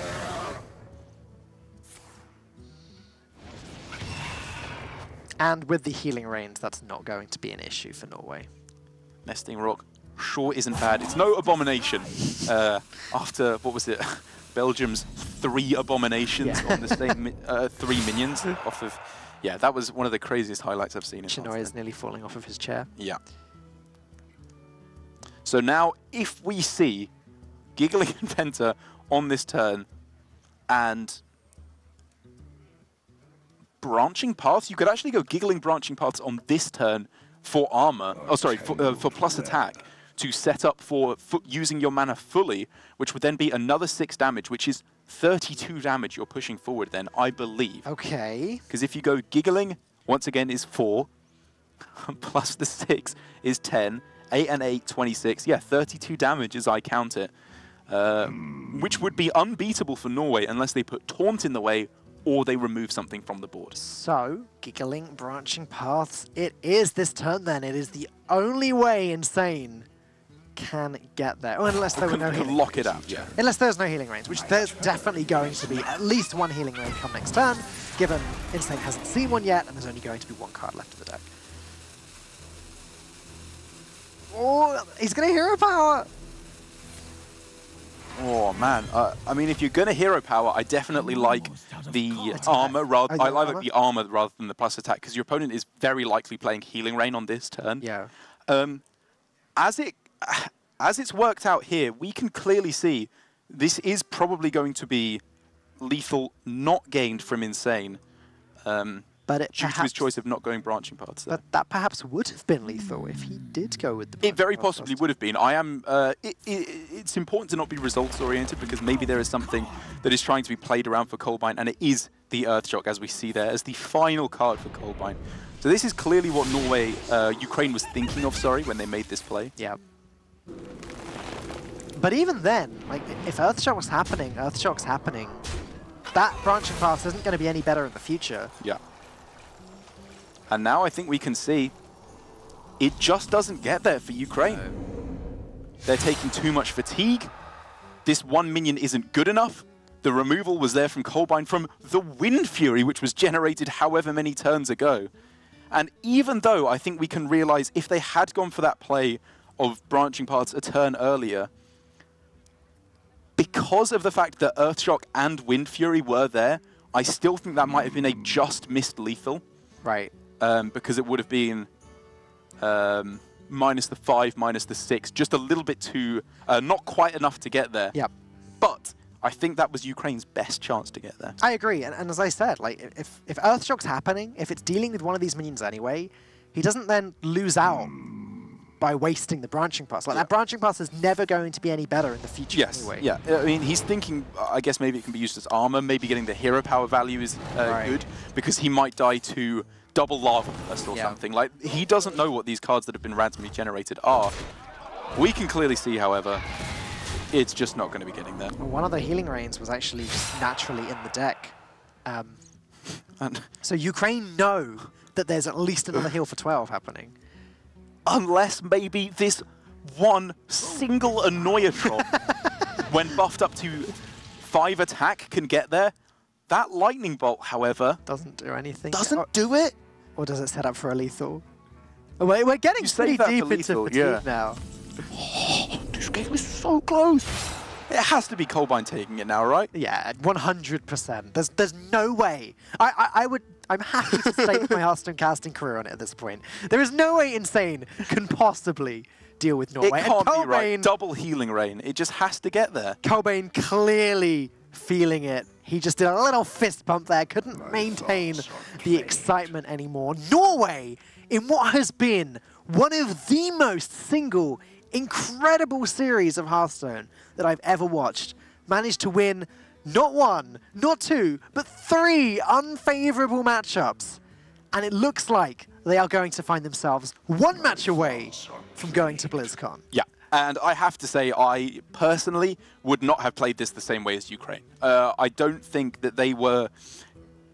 Like, the cards were there for Norway. The removal, the volcanoes, the lightning storms, but Ukraine didn't give them that respect. If we'd seen earlier on the turn they went for Ultimate Infestation, Saronite into Soul of the Forest, maybe they could have had a more resilient board. If on this turn, or sorry, a couple turns ago, they'd gone for a preemptive branching paths, that is the play I would have made. It would not have worked out, I don't believe, but it was your chance, I think. It was the shot to get there. The little Annoyatron that could is about to get lightning bolted, and that's going to be the end of him. And there you go, the well played comes down from Coldbind. Wow. The lightning bolt did do the job. Double healing rain there. There is no way Insane lives long enough. That was a kind of beautiful game in a way, in that it was exactly card for card in terms of resources. It came down to the fact that both players have completely run out of anything. Yeah. Just at the end, and now it's just a fatigue battle. And I think, given that Ukraine is further into fatigue and the double healing range for Norway, it's just locked out. It looks much closer than it actually is. The fact that Insane is taking a lot more fatigue damage each turn. Yes, Insane has the hero power that Coldbind doesn't, but on the other hand, Coldbind has an additional 24 points of healing in his hand. It could look quite close, but it's not. Just wondering here if Ukraine, can Insane do anything? Does he attack face? Does he armor up? Does he nourish? Does it make any difference? Yeah. Death is eternal. My turn. Yeah, just going for the armor up. That is generally the option that's chosen in Fatigue. Protect yourself and then worry about what your opponent's doing later. But Colbine here doesn't even have to Healing Rain on this turn. He knows exactly what that card is if he has been keeping track. Yeah. So why not just get the best value possible? The only mystery here is that Insane does not know what the 3 rightmost cards are in Colbane's hand. Colbane, he knows that Colbane has 1 Healing Rain. He doesn't know there's 2. And was it it might have been the one that was generated off of Hagatha that was played, but I don't think Norway would play one off Hagatha. Yeah. That must... Oh, there we go. That's the Bewitch one. They're knowing there's nothing that can be done with this information now. So why not just let Ukraine know that the healing is just a little bit too much, it would seem, in this scenario. Ukraine's still hanging in there. Playing it right out to the wire. Yeah. I don't know. I have a gut feeling that Kalento and Nerea may have left the call by now. 8 damage through to face, 9 next turn, 10 the turn after. Colbane is not dying in 2 turns' time. And I still am just absolutely gobsmacked that Norway have managed to take this series. They themselves attested as to how unlikely they were to do it. Matchup after matchup was just pretty miserable for them, and they've turned it around. They're too good at Hearthstone. I think we should ban them from the next tournament. They're just too good. I mean, I'm out of pocket now because in respect to Hunter Rays, I said if they made it to BlizzCon, I'd buy them all an ice cream. And now, that's a lot of money. Yeah. These Norwegians can eat a lot of ice cream. That's 4 ice creams. I'm not made of money. With at least 3 scoops each. Okay, let's not go crazy with the scoops. I'm talking a mini milk here. Oh. As Ukraine, it looks like finally throw it down. There is nothing that can be done right at the end. And Norway have done it. 3-1 victory in a series that none of us were expecting to go that way. Very beautifully played by the Norwegians there. I would love to hear an expert Token Druids player's analysis on how Ukraine played that game. I, however, definitely would have gone about it differently. I just cannot believe it. We didn't even get to the matchup, which is supposed to be favoured for Norway. And then they won, and they didn't think they were going to win, but they did. And that was a great series of Hearthstone. Yeah, it turns out when you have 4 fantastic players on your team, you're going to be doing pretty well. We do sometimes talk about the too many cooks effect, where you have too many players on the team with differing opinions, but it seemed pretty clear there for Norway. They were on the same page. They're working very beautifully together. They're pretty good chefs. Yeah. Let's take a look at the matchup that we've just watched one more time. And there you go. Again, that was Even Warlock taking down a big Spell Mage. Then, yeah, okay, Odd Warrior beating Odd Paladin, as you'd expect. But Odd Warrior beating Death Rattle Hunter, and then Shadowwalk Shaman taking down Token Druid to wrap up the series. Just incredible. Yeah, very, very fun series to watch, as was hypothesized by everyone beforehand, because we know how good these 2 teams are. Once again, Ukraine, the previous runner-up, 2nd place in the global games last year, and Norway, everyone's been talking about how good all of these players are individually as well as on the team together. But that is going to be Ukraine not dropped out of the tournament so far. They are just down to the lower bracket of this group, while Norway are now 1 series away from BlizzCon. Shall we have a chat with Zorkthar? Let's do that. And see what he has to say about that series that we just watched. Zorkthar. Hey. I cannot believe that you guys won that series.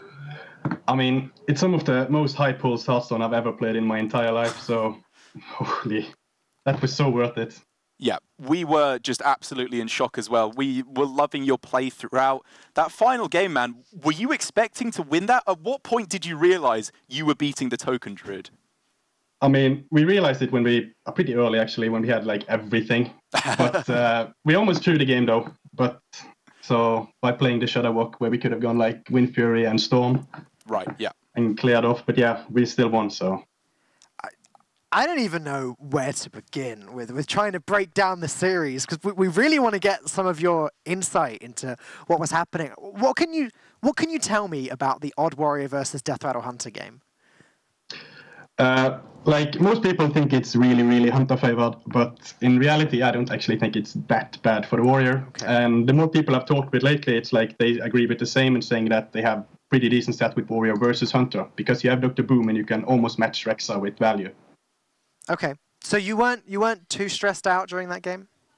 not during that game, but like when we initially saw what matchups we got, we weren't happy. Yeah, I gathered that, Zorkthar. Were you stressed out, however, when you missed damage by not going face with Super Collider? That was probably going to be the memeiest win in history. We talked about it for so long. We almost did it. And then it was like one scenario where it's good, right? And then it's so many where it's not. And then one scenario where it's good happens. And like, yeah. We could clearly see from Hunter Ace's expression that there was something that you talked about. Yeah. Zorkthar, congratulations. That was one of the best series that I've ever watched. You are now one match away from going to BlizzCon. Good luck. We definitely hope to see you there. Thanks. See you there. Thanks. See you there. See you there. See you there. Wow, Zorkthar. All right, mate. All right, let's take a look at some of the best moments from the last series, and there were a lot of them. Right back at the start, where we saw a game that I was talking about could have gone two very different ways for NTR. We could have seen Holding Gul'dan gone for a fatigue game plan, but I think having seen the way they piloted this matchup, going for the more aggressive strategy, closing it out as quick as possible, with threat after threat after threat, Gul'dan to face each turn, this was just a beautifully played game. This was a game where Ukraine got Dragon Caller Alana from Bright Eyed Scout and still lost. Yeah. Unbelievable. And then this is the game that went as you would expect it to. Zorkthar very unhappy there about the 50-50 he lost there, and anyway with the emotes. But yeah, I mean, Odd Warrior outvalues Odd Paladin, who knew? Yeah, turns out when you get like 3 or 4 Dynamatics, and you even turn down a Dynamatic in favor of the strictly superior Spark Drill, I guess. Yeah, Ukraine, there was no way they were really losing that game after they got the Owl to silence away the buffed up Argent Squire. Luckily, Zorkthar, the only player to not be able to take the victory on his team. But then it turned around pretty quickly with the Odd Warrior against Death Rattle Hunter. And I think I am actually going to have to go away and maybe play a few games of this matchup, because while I had definitely heard the argument that it is not that bad for the Warrior, I remember Gallon tweeted out a while ago, he thought it was a decent matchup when you're running double Owl, double MCT. I did not expect Hunter Ace to be able to take this one. But he did indeed. I mean, from that early Reckless Flurry to destroy his eggs and make the 5/5s up until the end, where he sort of missed the lethal because he missed the one damage the turn before. Either way, last game was the Shadowhawk Shaman versus the Token Druid. And as Zorkthar said, they realized they'd won this fairly early on. I mean, the Shadowhawk whiffing was a little bit of a problem there. This happening there, the Zola going back in the hand and none of the Shadowhawks going back to the hand. That was about as bad as it could have possibly been. However, it just didn't matter.